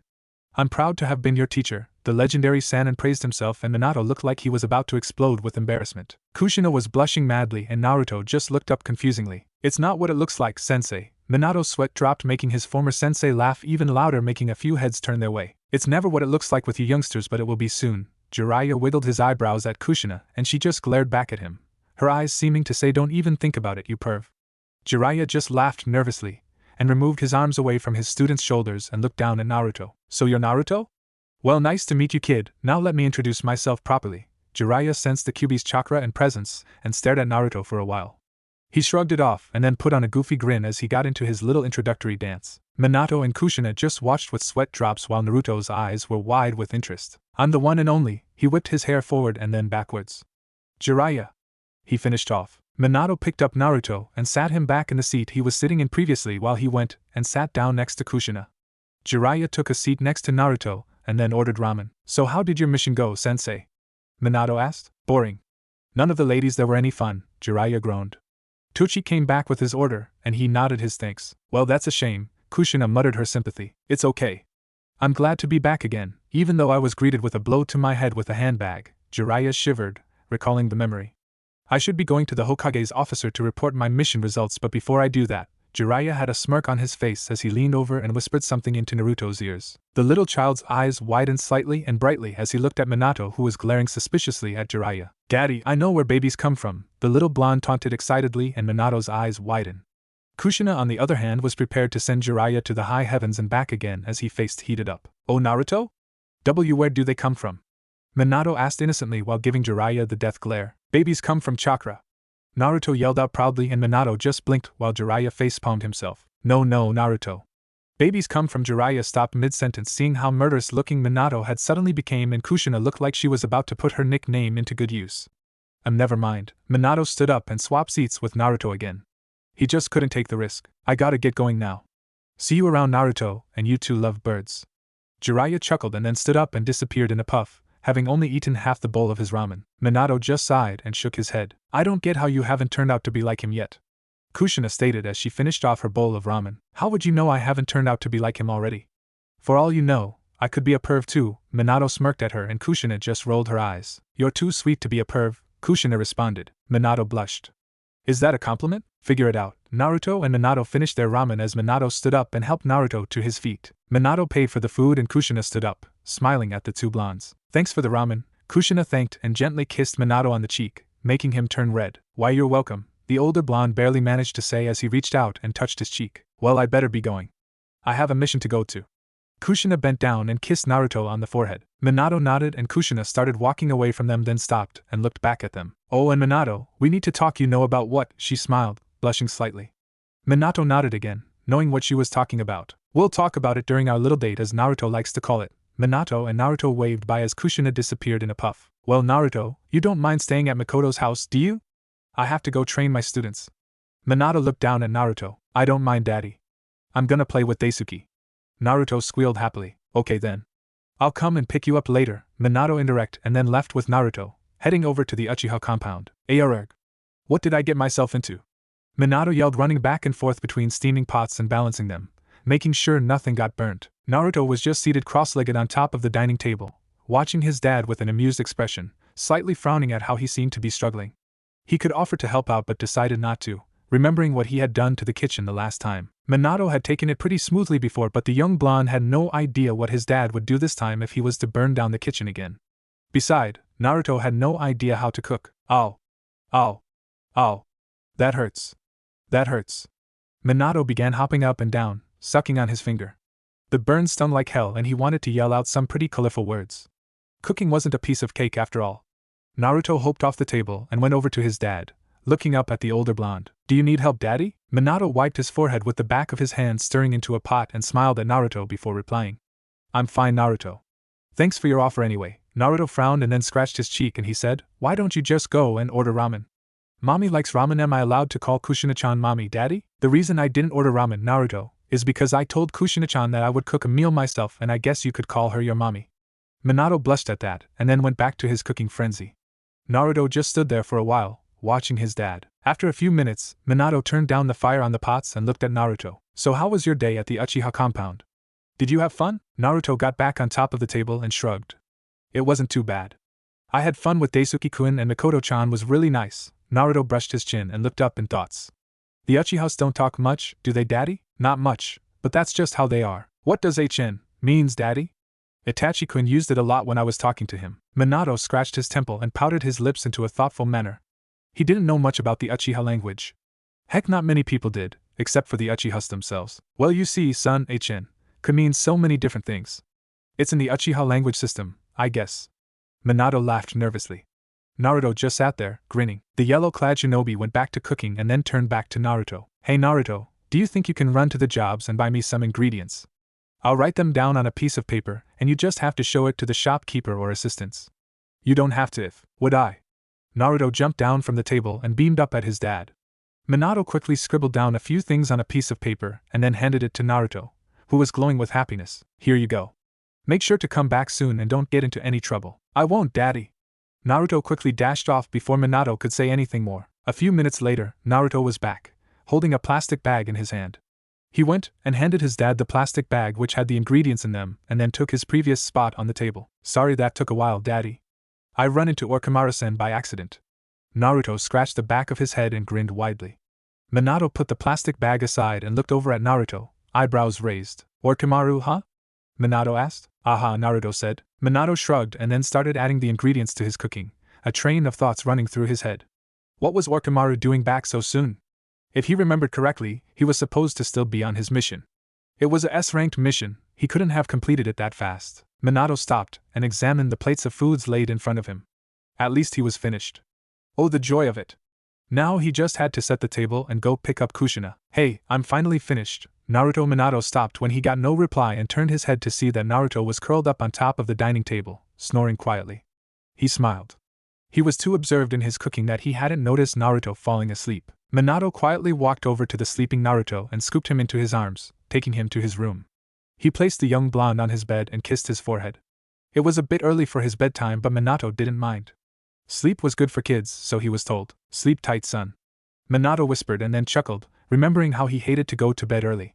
He slowly exited Naruto's room and gently closed the door behind him, going back to the kitchen. It's almost time to go and pick up Kushina. Minato reminded himself as he scooped up a few plates of food, going to set them on the table when he suddenly lost his footing. Minato gasped and watched in horror as his plates of food took to the sky. All that time wasted for nothing, was all Minato could think miserably. Did you miss me? A familiar voice said, and Minato looked up to see his sensei grinning at him and holding the plates of food in his hands, which thankfully still contained the food. Minato let out a heavy sigh of relief and thanked the high heavens. Phew! You have no idea how long that took me. Minato breathed out and Jiraiya just went and placed the plates on the table before smirking at his student. Being a housewife, I see. I thought you were going to follow my footsteps. You do not know what you're missing out on, Minato. He exclaimed and then laughed, seeing the stunned look on his student's face. Where is Naruto? I came here to see the kid, Jiraiya explained, scanning the kitchen. Minato just went and got the rest of the food and carefully walking over to the dining table, placing them down before answering. He just went to sleep minutes ago. Why? Minato scowled at his former sensei. I hope you weren't planning on telling him the correct term of where babies come from this time, the blonde accused, and Jiraiya's smirk, which had never left his face, got broader. I told the kid the first time, he just didn't get it, that's all. Besides, there is no need for me to explain it to him anymore, he'll be finding out soon himself. Minato's face turned red and he narrowed his eyes slightly. What was that supposed to mean? He questioned, already getting an idea of where his sensei was going. The legendary Toad Sage had a little scan of the area before looking back at his student. Nothing. I better get going. Oh, and Minato, good luck with your date. Jiraiya walked to the front door and then shouted over his shoulder, don't forget to make the move, Minato. Ladies like those kind of things, I would know. Trust me. Jiraiya laughed, and then walked off. Minato was left standing and just blinking after him, and he could hear his sensei's voice outside. Well, hello there, ladies. Minato just smiled and shook his head before getting himself cleaned up and covered up all the food. In a flash of yellow, he was gone, soon arriving at Kushina's house. Kushina opened the door when Minato knocked and walked out, all dressed up. Minato blushed at the sight of her and smiled. Hope you didn't burn down the kitchen this time, Kushina teased and laughed. Minato just shook his head and then smirked, reaching out his arm to her. Kushina took it with a blush and the two walked back to Minato's apartment. Once they had arrived, Kushina stared in surprise at the various foods laid down on the table. Wow, was all she could say as Minato pulled out a chair for her, and she sat down. Sorry, but Naruto can't be here right now. He kind of fell asleep early today, so yeah. Oh, that's okay. Minato stood up and served her the food. Remember the deal? He grinned at her, and Kushina just nodded. Minato got some food for himself, and the two began to dig in. So how was it? Minato asked after they had finished eating and he packed the dishes. Kushina had help even though he said it was okay, but she insisted. The two now sat on around the dining table, drinking wine. It wasn't so bad, Kushina admitted, taking a sip at her wine. The food was great, and she loved it. How knew Minato could cook? Your kitchen is still in one piece, she joked, and Minato chuckled. Good. Since it wasn't a complete disaster, you now have to admit something to me, Minato grinned.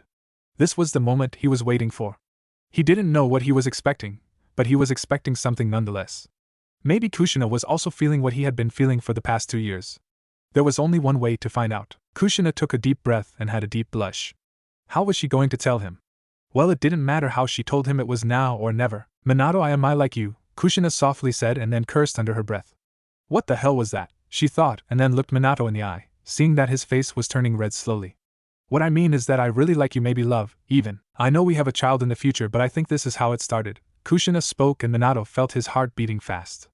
Maybe he was expecting something, maybe he was expecting this after all. Well, I love you too. Minato gently took a hold of her hand and leaned in closer.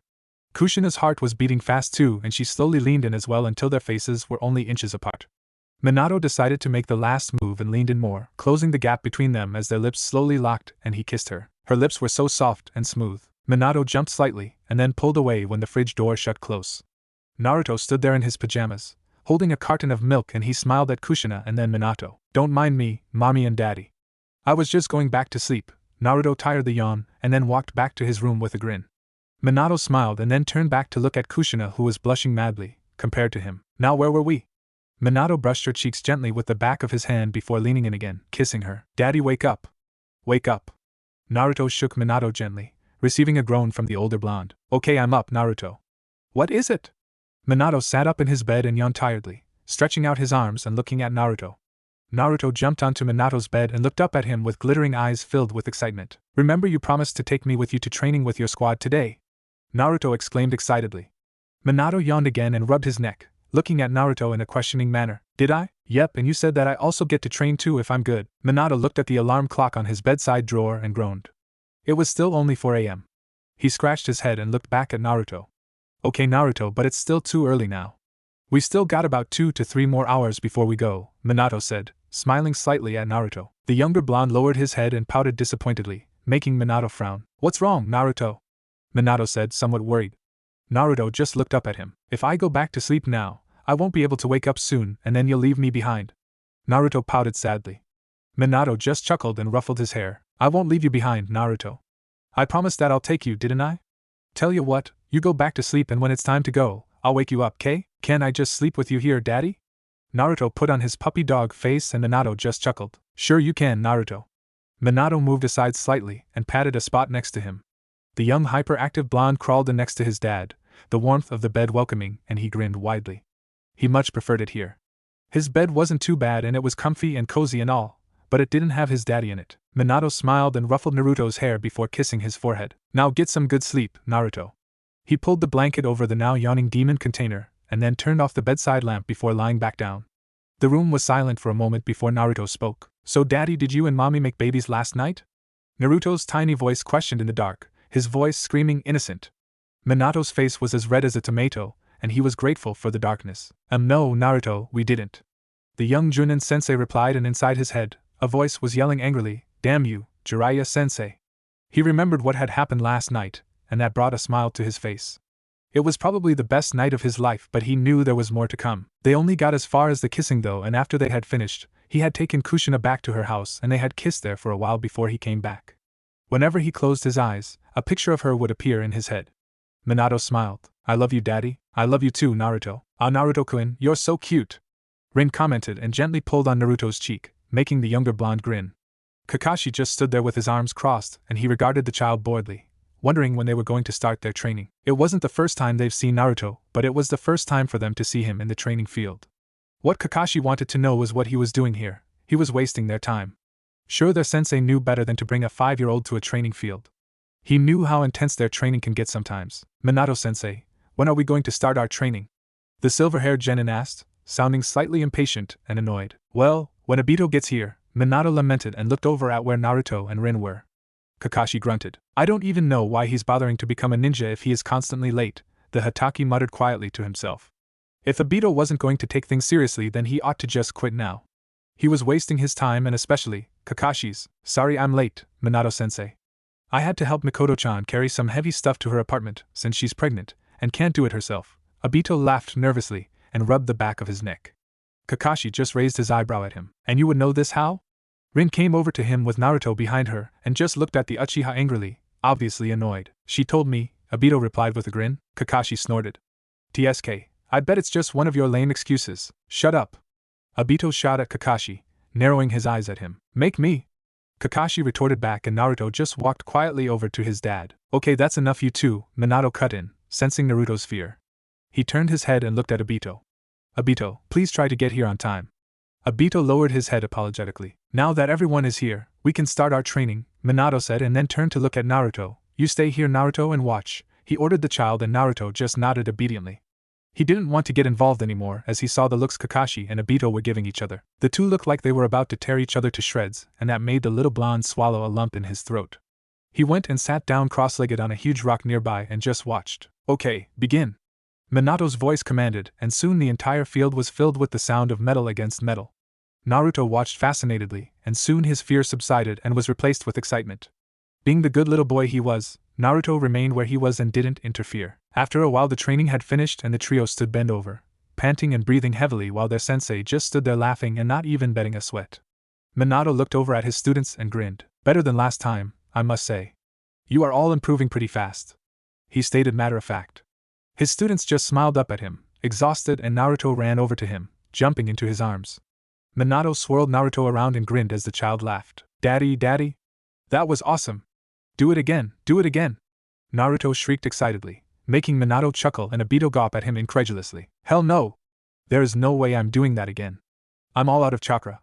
The Uchiha explained and sighed with exasperation. Well, I'm not, Kakashi mentioned, and then a smug smirk slowly made its way onto his lips. Everyone raised their eyebrows at him and Minato looked slightly impressed. Obito just had an annoyed look on his face, and he crossed his arms across his chest and just observed his so-called rival. Naruto didn't like the look on the Hokage's face at all and stayed as close as he could to Minato. The silver-haired genin straightened himself up and began to make a few hand signs. That ought to show the little brat who he should fear around here. Minato, recognizing the hand signs, instantly narrowed his eyes at his student. What did Kakashi plan on doing with that jutsu? Minato thought. Slowly but surely, streaks of lighting were appearing in the palm of Kakashi's right hand, gathering up. Naruto watched with his eyes wide, and soon the fear quickly kicked in. Something flashed into his head, blood was everywhere, and Kakashi was walking towards a very frightened-looking Naruto. He had the Raikiri still formed in his hand, and Naruto glanced over at the dead man lying a few feet away from him before looking back at Kakashi. Please don't hurt me, Naruto suddenly yelled, surprising everyone, even Kakashi. All eyes flew over to Naruto. The little blonde was looking at Kakashi fearfully, and he held tightly onto Minato's vest. Please don't hurt me. I didn't do anything wrong," Naruto cried out. Minato frowned and tried to calm Naruto down. It was clear that the child was having a panic attack, but for what reason, Minato didn't understand. Kakashi cancelled the jutsu and just stood there blinking, looking very confused. All accusing eyes were directed his way and he glared back at them, looking very annoyed. "What?" he demanded, crossing his arms across his chest. "Hey, it's okay, Naruto. Kakashi is not going to hurt you," Minato reassured, giving Kakashi a look. "Right, Kakashi?" He narrowed his eyes at the silver-haired genin and said boy nodded his head. "I wasn't even planning on hurting him," Kakashi mumbled under his breath. Naruto had calmed down and stopped crying as Minato smiled at him and ruffled his hair. "Well, training is over for today," Minato announced. He waved bye to them as he took off with Naruto, disappearing in a swirl of leaves. "I can't believe that Naruto was actually that scared of you," Obito stated as the trio were parting ways and just shook his head. "Why wouldn't he be?" Kakashi questioned his frenemy with a smirk. "I'm just as scary as anybody else," he added, and the Uchiha just rolled his eyes. "Team Dobe, we've been getting reports from the villagers that kids are disappearing. It's getting serious now. More kids are disappearing every day, mostly the orphans."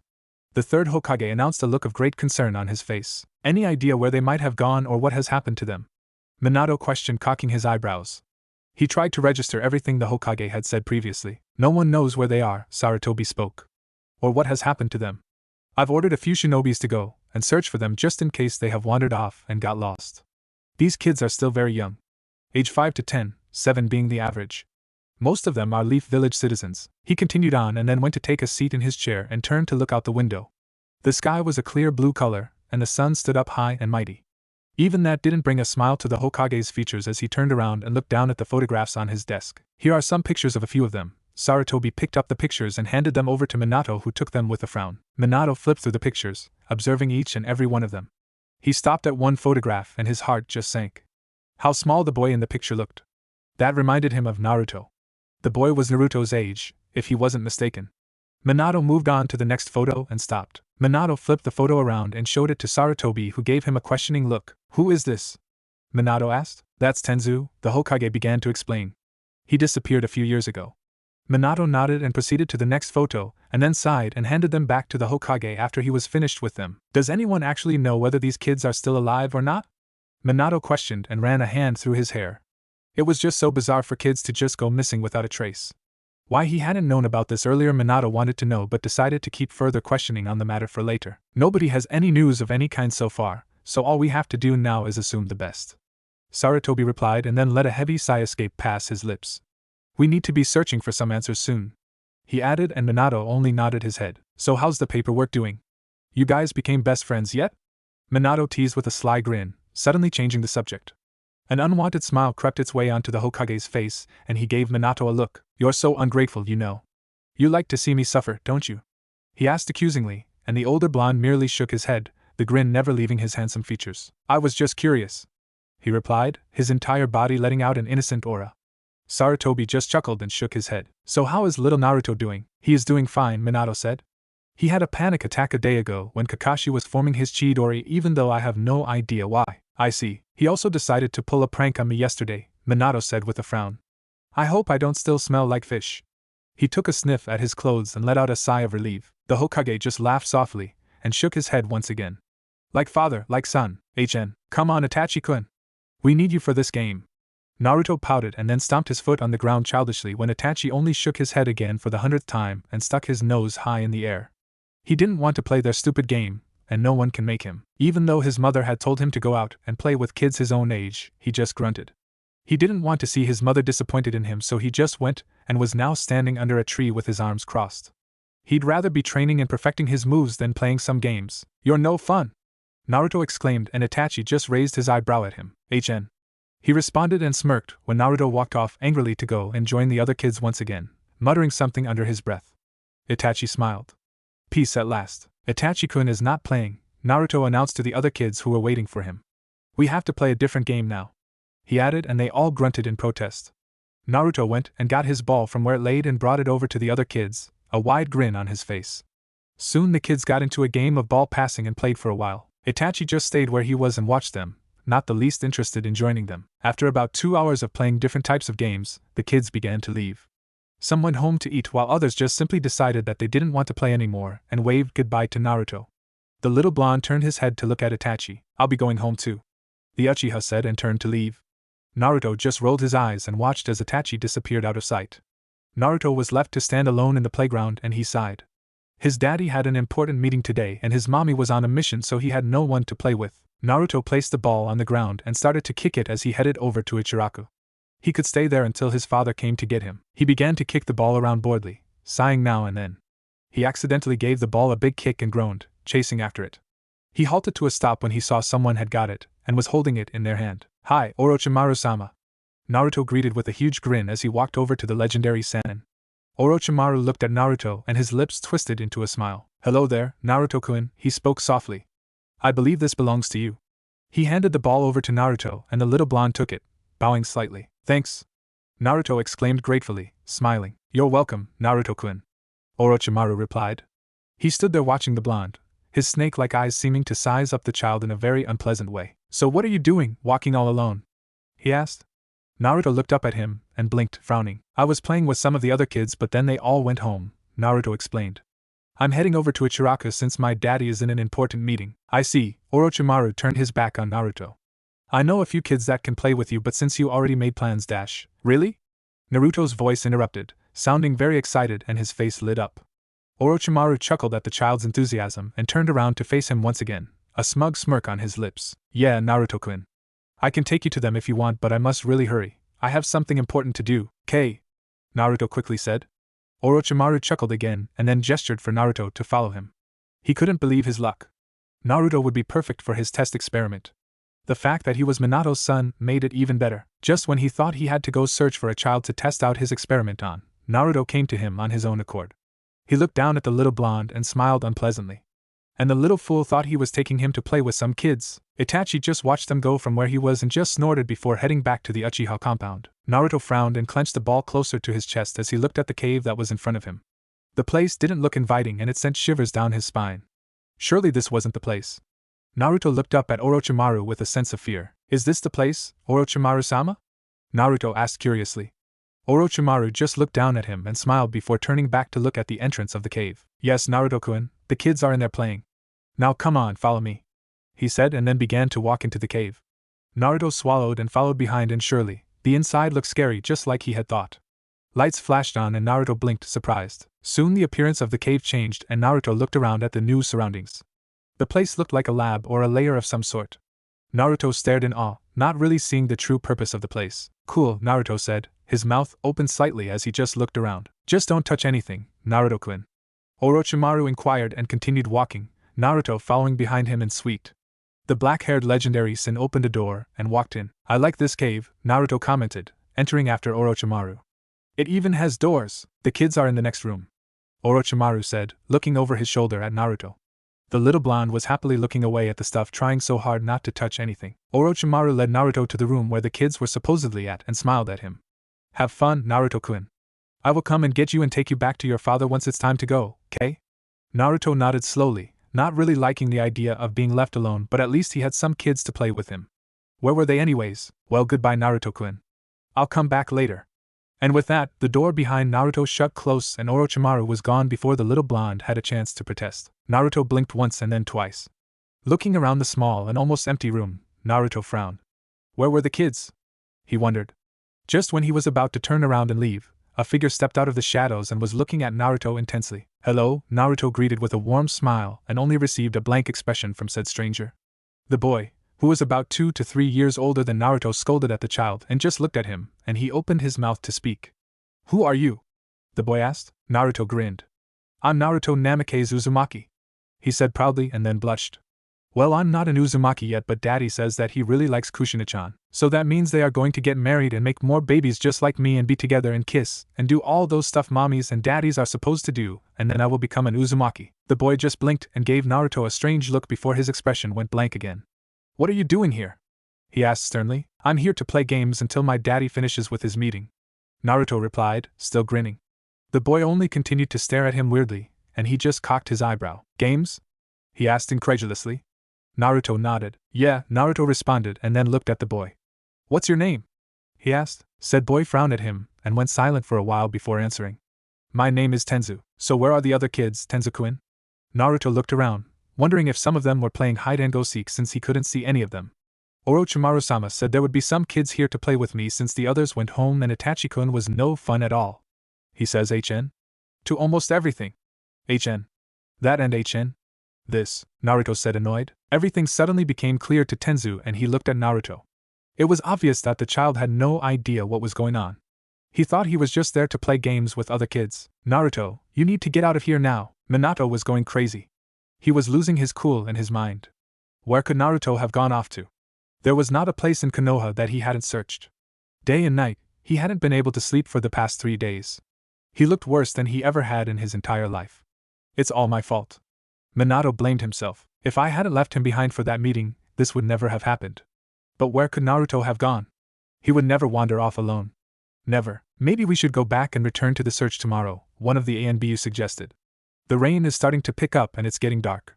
Soon it would be hard to see anything and we have already wandered off further away from Konoha's boundaries. He continued. In a blinding second and in a flash of yellow, Minato was in front of the ANBU and had him in his grips, eyes flashing dangerously. Go back! Are you crazy? Minato blurted out, his grip tightening around the ANBU's collar. My son is out there. For all we know, he could be starving to death. Freezing even. It's been 3 days, goddammit. 3 bloody days. I'm not going back until I find him. Minato shouted, his face heating up. Everyone around was quiet. This was not him, not the Minato they knew. He was acting so different. The rain was beating down hard on them, washing away at their bodies and no one spoke. I'm sorry, the ANBU in Minato's grip spoke. Despite his mask, they could tell he was shocked. Minato let go and turned his face away. He was furious and angry. The rain made his blonde hair stick to his face, and he brushed it away harshly, and continued leaping through the trees again. The rest of the ANBUs just followed behind him in suite, all silent and none willing to speak. Please Naruto, Minato pleaded in his head. Please be safe, please. Orochimaru-sama, are you sure this is safe? A male voice questioned. Naruto was peering out in a small crack in the door as he listened in on their conversation. His face was tear-stained and Tenza stood beside him, trying to hear what was going on as well. Of course it's safe, Orochimaru spoke and then chuckled, his voice sending shivers down Naruto's spine. Why wouldn't it be? Well, it's Minato's son we're talking about here. The man spoke again, his voice a mixture of fear and concern. Naruto still couldn't figure out who he was. He could only make out a glimpse of his figure. Brown hair, white clothing and small hat. Probably a medic nin, Naruto guessed. There is nothing to worry about, Orochimaru assured, sensing the fear of the other man. Now that I have Minato's child, none of the other kids really matter to me anymore. He stated and then began to mix some stuff. Naruto swallowed a lump in his throat. He hoped Orochimaru wasn't planning on making him drink whatever that thing was again. He hated it. It tasted worse than medicine. Why is that? Do you have a grudge against Minato or something? Why, yes indeed I do. Orochimaru's eyes flashed and his tone suddenly changed. I was supposed to become the 4th Hokage after the old man. Minato had no right to that position. If I am Hokage, then I would have everyone under my mercy. He spat out bitterly. The man only nodded and continued to mix the substances. Well, how can you be so sure they won't find us here? The man asked. The legendary Sannin only smirked and licked his lips. Oh, don't worry, they won't. Not even the Hyuga clan can find this place. Let's just say I found someone who is really good at seals. Orochimaru stated, letting out a laugh. Naruto moved away from the door slowly and tugged at Tenza's sleeve. The young brunette looked down at him with a questioning look. What is it, Naruto-kun? He asked as he too moved away from the door and went to take a seat down on the hard floor. Naruto went and sat down beside him, his eyes sparkling with tears. I want to go home. Naruto replied as he fought back the threatening tears. I hate this place. I want my daddy. Tenza sighed and placed a hand on Naruto's trembling shoulders. It was easy for him. He'd lived there for as long as he could remember. It was probably hard for Naruto. 3 days ago, when he had told the blonde about the purpose of the place, he hadn't really believed him.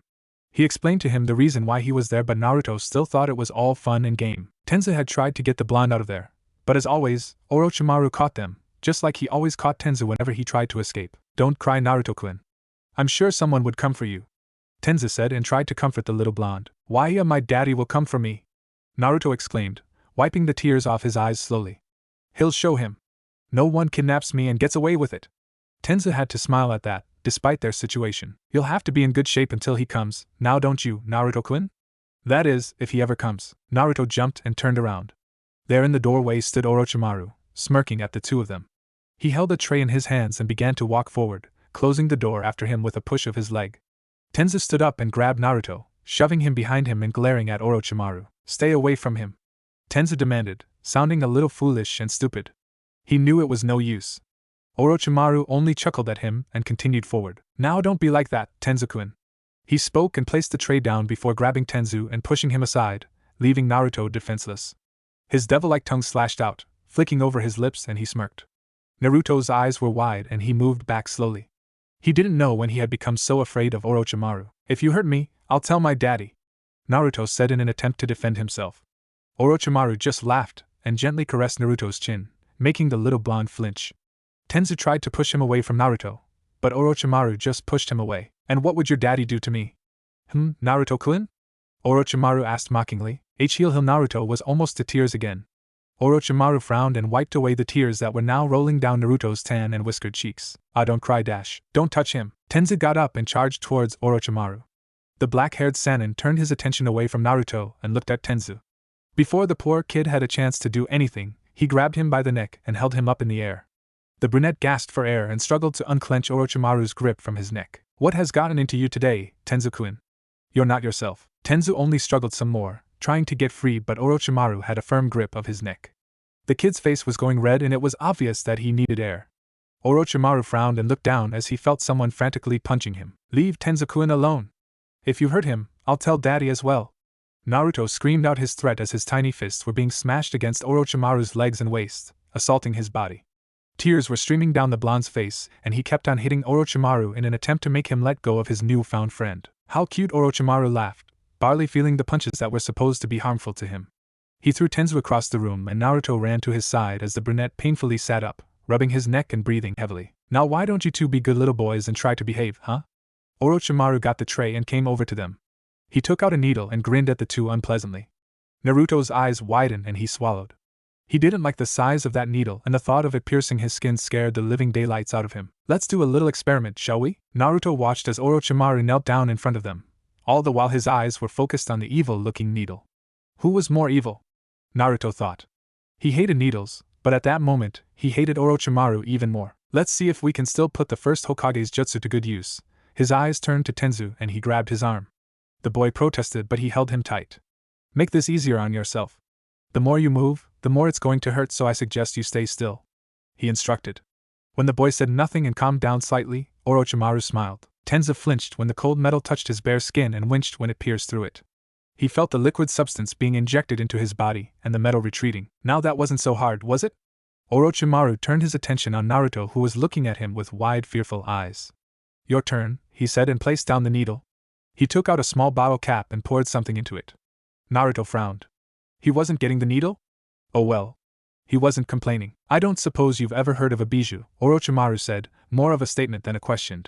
"They are very powerful beasts. Great shinobis have died because of them. They seek nothing but destruction and the end of mankind. Some fight to gain control over them, while others fear them. Some people are born with the power to control them. It's called a bloodline. You have to be born with it though. Your daddy has a bloodline." He smiled at Naruto and thrust the cap that contained the liquid forward. "I want to see if I could give you a bloodline, Naruto-kun." He spoke sweetly. Naruto frowned. "Didn't he just say you had to be born with it?" Tenzu just sat there, listening to everything. "Maybe one day, you'll be able to have control over them," he continued. Naruto looked at him. It sounded like Orochimaru didn't know about the thing lurking within him. The Kyuubi. One of the so-called bijou, a demon, a monster. "Open wide, Naruto-kun," Orochimaru ordered, and Naruto hesitated for a second but then opened his mouth, fearful of what he might do to him if he didn't. The liquid was poured into his mouth and Naruto grimaced at the taste but swallowed anyways. For a second, Naruto thought he heard someone or something growled inside of him. "Kyuubi? That's a good boy." Orochimaru ruffled Naruto's hair and stood up. He picked up the tray and headed towards the door. "Good night, boys." And with that, the door was closed, and he was gone. "Are you okay, Naruto-kun?" Tenzu asked, a worried look on his face. Naruto turned and grinned at him. "Aha!" and before Naruto could finish his sentence, he passed out. And so did Tenzu. The next morning, Minato was at the Hokage's tower, looking worser than yesterday. He had dark circles under his eyes and his hair was a mess. It looked like he hadn't slept again last night, the third Hokage guessed as he observed him.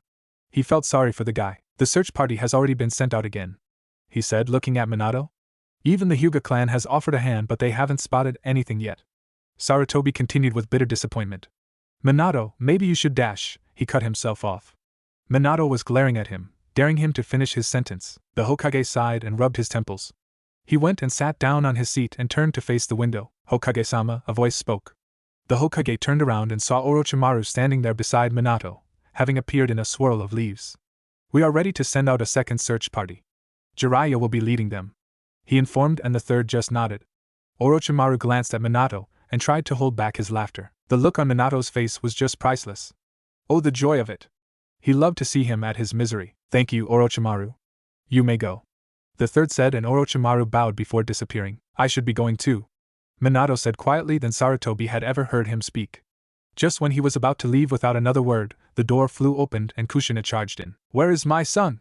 She demanded, her face flushed. She looked angry, dangerous and murderous even.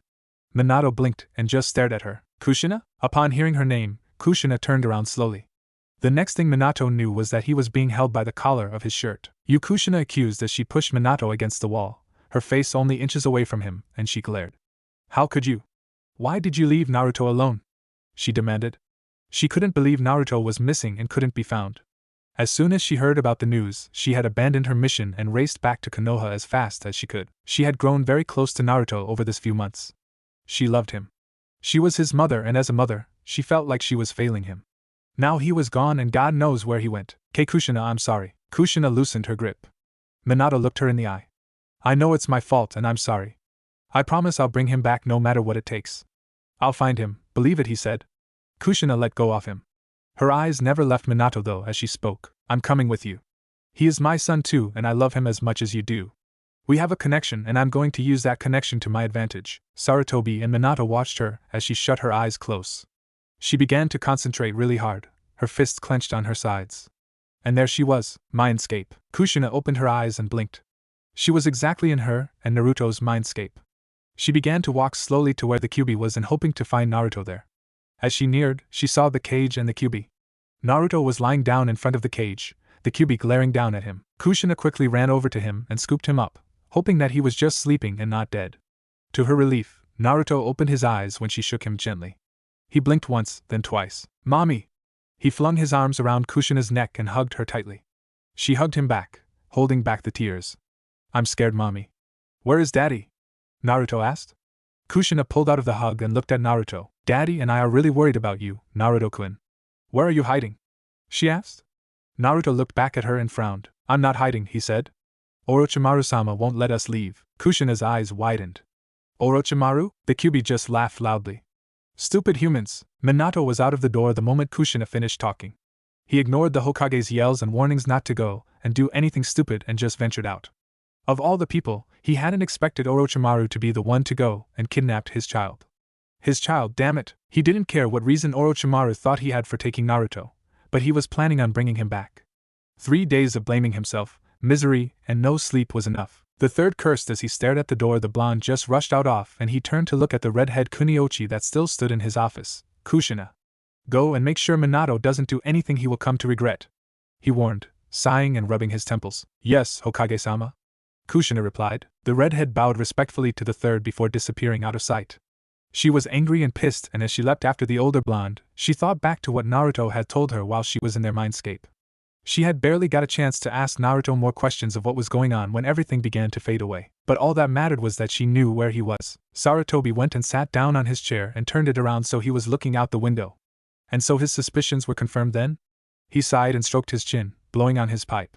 If what Kushina had said was the truth, then maybe Orochimaru was behind the disappearance of the other kids as well? Naruto woke up and slowly rubbed at his eyes. The room was dark and the only light came in from the small window high up against the wall. The sunlight was dim, and it made no difference to light up the dull atmosphere that surrounded the room. Looking around, the little blonde spotted Tenzu, who was now slowly starting to wake up himself. Tenzu-kun! Naruto shouted, running over to the brunette. Are you okay? Said boy groaned and sat up, looking around as well. Yeah, Naruto-kun. I'm okay. He looked the child over. And you? The blonde nodded his head, grinning despite their situation. The brunette sighed in sheer relief and smiled. That's good. He frowned and looked down at his arm, remembering the needle, and his face retorted in disgust. He had no idea what Orochimaru had injected into him, but whatever it was, he was sure he wouldn't like it. We need to get out of here, he suddenly informed, getting to his feet and dusting himself off.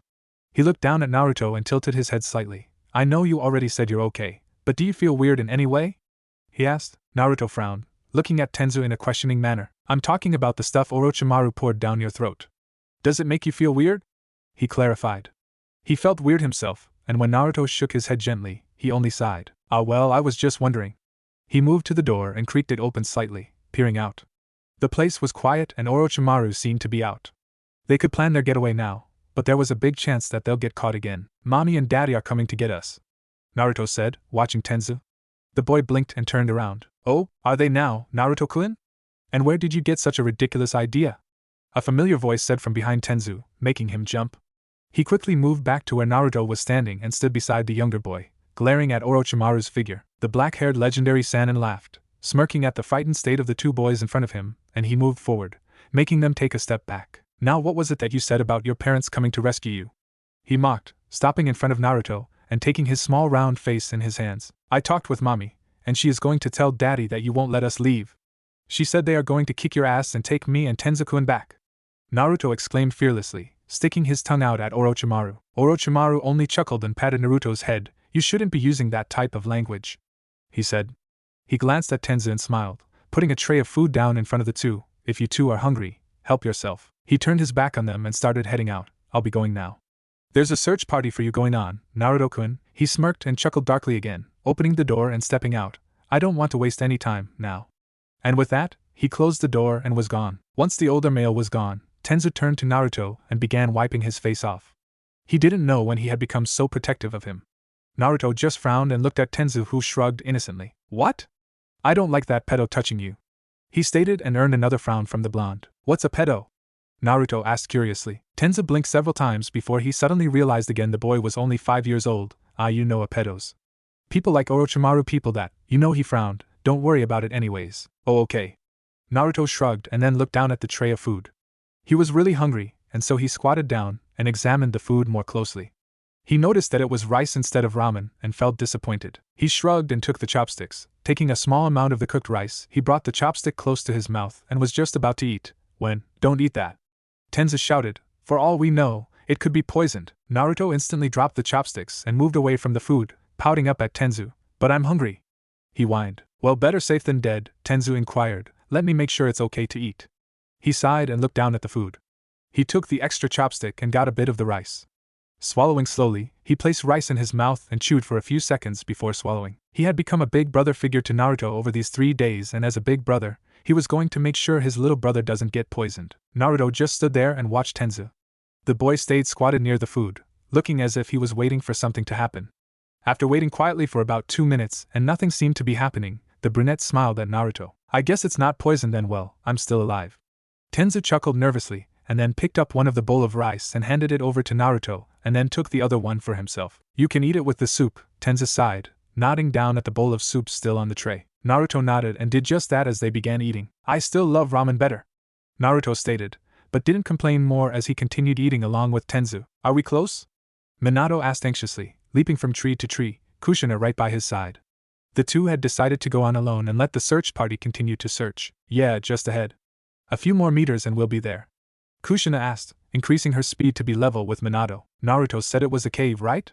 Minato asked, glancing over at Kushina. She nodded her head slowly. Yep. The two continued to leap until soon a cave came in view.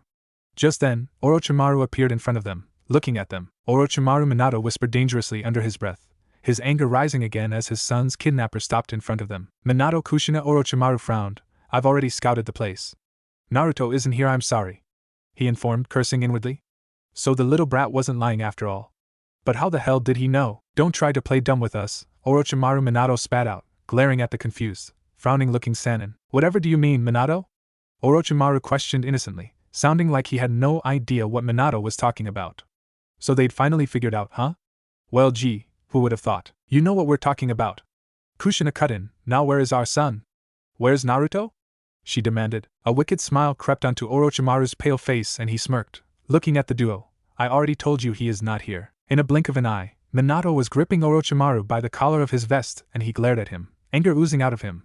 I don't care if you're one of the legendary Sannins, Minato said through gritted teeth. If you don't tell me where you're hiding, Naruto, things will get very ugly around here, he threatened. Orochimaru's smirk grew wider. Threat, huh? Well, what shall we do about that? he grinned, evoking Minato's anger even more. Gives us back our son, now? Kushina demanded, taking out a kunai. She too was starting to get really angry, and she didn't care if Orochimaru was one of the Sanins as well. Minato let go of Orochimaru and took out his kunai as well. I didn't want it to have to be like this, but you leave me no choices. If I have to beat the answer out of you, then so be it. He roared. Orochimaru laughed darkly. If they really thought they could defeat him, then they were sadly mistaken. This was a chance for him to get revenge for Minato taking over his spot as the fourth Hokage. How dare that old fool chose Minato over him? Naruto-kun is such a cute boy, isn't he? These 3 days that I've spent with him have been marvelous, he smirked, seeing the look in the young couple's eyes. Hell, they looked like they wanted to tear him into shreds. I wonder how he's doing right now in that dark and lonely room. Maybe he's dead. That's enough. And then all hell broke loose. The 3 shinobi glared at each other. If everything went as planned, only 2 of them would be leaving, and it sure wouldn't be Orochimaru. Minato! The Sannin roared, Kusanagi flying out from his mouth as he charged the Kage. The blonde looked down on Orochimaru angrily, a blue orb swirling powerfully in his hands. Rasengan! Minato shouted, ducking beneath the poison-tipped blade as he slammed the sphere into Orochimaru's gut. The Sannin cried out, his body thrown several meters from the young couple as Minato quickly threw one of his signature kunai. Orochimaru's eyes widened as Minato reappeared behind him, another Rasengan swirling in his hands. The snake adjusted his body weight slightly as he flew towards Minato, and with a loud hiss, he vomited a new body, slithering away from the blonde as his old skin was torn asunder under the power of Minato's blow. Orochimaru, that technique, Minato growled, arming himself with a kunai. What have you become? Kakuka, dear Minato-kun, do you really want to know? Orochimaru asked, pointing Kusanagi at the blonde. No. The time for talking is over, Minato scowled. You kidnapped my son, that's all I need to know. With those few words he raced forward in a yellow flash, colliding with Orochimaru as Kushina flipped towards them with several chakra chains flying from her hands. Shifting through several seals, Orochimaru leapt back from the pair, forming the final seal as he landed several yards away from Minato. Futon, he cried, de Tapa. A great wind blew through the chamber/hideout/area, but Kushina was faster, erecting a barrier around herself and Minato with her chains. Kushina merely grit her teeth as the wind blew around them, leaving them unscratched. Kakuka, Orochimaru mused. Perhaps I should see if young Naruto-kun has that ability as well, Minato snarled, disappearing once more in a yellow flash as Kushina shot several chains out towards Orochimaru. You have chains, I have snakes, the Sannin hissed, releasing several large cobras from his sleeves that tangled with Kushina's chains. Taking advantage of Orochimaru's distraction, Minato flashed behind him, placing his kunai to the man's neck. Give it up, Oro, it's over. Is it Minato? Orochimaru asked, coiling his neck around so he could glare at the man. Minato gasped as scale-like substances overcame the Sannin, twisting and warping his body until he was little more than a monster. His head had become more serpentine, twisting and gazing around the room until his snake-like eyes fell upon his prey. Dynamicase, Orochimaru hissed, coiling back in preparation to strike the blonde. TCH. Minato spat, leaping back by Kushina as several chakra coils flew out towards the white snake. Oro hissed, poison spewing from his fanged lips as he snaked between the chains. I'll kill you here. Kushina. Hold him, Minato roared, reaching for several pronged kunai. The redhead nodded as she shot another chakra chain towards the Sannin. I'll get him. The large serpent snarled, snakes flying from its lips as it slithered across the floor towards Minato. Come on, Minato scowled, his fingers racing across the kunai swiftly. Sasa, Oro hissed, lunging at Minato, jaws wide as the blonde looked up in shock. You're mine. Minato winced, staring as Orochimaru's fangs stopped inches above him. Kushina was meters behind him, coiling his serpentine body and numerous chakra coils emerging from her back. Stay away from my family, she ordered angrily, heaving the chains backwards and tossing Orochimaru up and away. Minato watched with a smile as Oro crashed to the ground, dust and rubble flying from the collision. It's done, he mused quietly, twirling the numerous kunai around in his hands as Orochimaru slowly slid back up. Minato glared at the man-turned monster, and tightened his hold on one of the kunai. It's time to end this, Orochimaru. He tossed one of the kunai, Hiration. Orochimaru didn't even have time to blink. Before he knew it, his scales were covered with cuts, places where Minato had obviously torn at him with one of those thrice-damned kunai. Minato! The snake shouted, where are you hiding? Above, Minato mused, appearing above the Sannin with a powerful Rasengan charging in his right palm. Orochimaru hissed, lunging up towards the man as Kusanagi flew from his fanged jaws once more. Die! Time warp, Minato stated, once again disappearing into a flash. Orochimaru's eyes widened as he lost sight of the blonde. Where dash? Rasengan! Minato shouted, slamming the blue orb into Orochimaru's serpent body as Kushina watched on. Unlike the previous ones, this Rasengan didn't let go. It grew and grew as it continued shredding at the snake's body, until it easily took up half the room itself. Minato! Orochimaru snarled in futility, as his body was devoured in blue light. And then he was gone, sent several feet away in a heap of mess by the yellow flash of Konoha. Minato and Kushina stood there, both panting heavily. Bruises and wounds covered their bodies. Fighting one of the legendary Sannin was not an easy task, and Kushina fell to her knees, coughing. Minato quickly ran to her side, looking at her worriedly. "Are you okay?" he asked, looking her wounded body over. "Yeah, I am fine," Kushina said, slowly getting back up to her feet and smiling at the blonde. "Come on, let's go and get Naruto back." Minato nodded and they continued towards the cave. "I want my mommy and daddy," Naruto said, looking up at the ceiling as he stayed laid down and with his head rested on Tenzu's lap. "Don't worry, Naruto-kun. I'm sure they'll be here," the older boy comforted, ruffling the blonde's hair. "You said so yourself." Naruto meekly and just pouted as he continued to stare up at the ceiling. The two froze when the door began to slowly creak open and Naruto sat up slowly. They both wondered if it was Orochimaru. The door creaked some more and two shadowy figures came into view. Neither Tenzu nor Naruto could make out who the figures were due to the lack of light in the room. "Naruto? Naruto, are you in here?" came a tired and desperate voice. "Daddy? Naruto? Daddy?" Naruto jumped into Minato's arms as soon as he could make out their figures, almost knocking the older blonde down. Minato, realizing that it was really Naruto in his arms, wrapped his arms around the younger blonde tightly and hugged him close to him, making sure not to hug him too tight. "Oh Naruto, I'm so glad you're okay," Minato mumbled, patting the back of the now crying Naruto. "I missed you very much, Daddy and Mommy as well," Naruto cried and pulled back and looked over at the second figure. Kushina smiled sweetly over at Naruto and the boy reached out his arms to her. "Mommy." Kushina's smile grew wider as she scooped Naruto from Minato's arm and hugged him. Tenzu stood there, looking over at the happy family and smiling slightly. He wished his own parent could have done that to him and rescued him years ago. He sometimes even used to wonder if he had parents. But that was just a silly thought. Of course he had parents, he just didn't know if they were dead or alive. "I told you they'd come, Naruto-kun," he said, making the trio stop their family reunion and look over at him. Naruto only grinned at him happily while Minato and Kushina just blinked at him. They were too absorbed in Naruto, they didn't even notice he was there. "Who's your friend, Naruto?" Minato asked curiously. "That's Tenzu-kun," Naruto announced proudly. Minato nodded and Kushina walked over to Tenzu. "Nice to meet you, Tenzu-kun," she said, gently ruffling his hair. "Yeah, nice to meet you," Minato added with a goofy grin that matched Naruto's. Tenzu nodded his head at them and smiled. "Come on then, let's go," Kushina told Tenzu and the two blondes. "This place stinks of substances." She frowned, walking out the door. The three followed after her, and they left the cave, stepping into the bright afternoon sun. Only then did Naruto notice the bruises and wounds on his parents, and he gasped. "You're hurt," he exclaimed, pointing at their wounds. Minato chuckled and ruffled Naruto's hair, grinning. "Don't worry. They are not very serious," he assured. Kushina nodded in agreement. "If you say so, Daddy. Now let's go home." The four were just about to leave when Tenzu frowned. "What happened to Orochimaru?" he asked curiously. He hadn't seen the pedos since he brought them the meal. "Let's just say, he's been taken care of," Minato answered with a small smile. "Oh," now the soon-to-be Hokage grinned again. "Who's up for ramen?" "I am," Naruto and Kushina shouted in unison. Minato was starting to panic despite what Kushina had told him. Naruto was just sick, that's all. He was a kid after all. He didn't expect him not to get sick, did he? It was completely normal, right? He ran his fingers through his hair and watched the sleeping Naruto, a worried frown on his face. Reaching out for the thermometer on the bedside table, he checked the child's body temperature for the third time in less than 10 minutes. Still high. Minato bit his lips and rubbed his hand down his face, getting up and leaving the room for the first time since he woke up. "Get a grip of yourself, Minato." He slapped his cheeks with both hands and then heaved a heavy sigh. "Everything is going to be fine." He went and sat at the dining table, then gazed at nothing in particular. Naruto had been sick for nearly a week now since they found him in Tenzu, but the medic said that there was nothing major to worry about.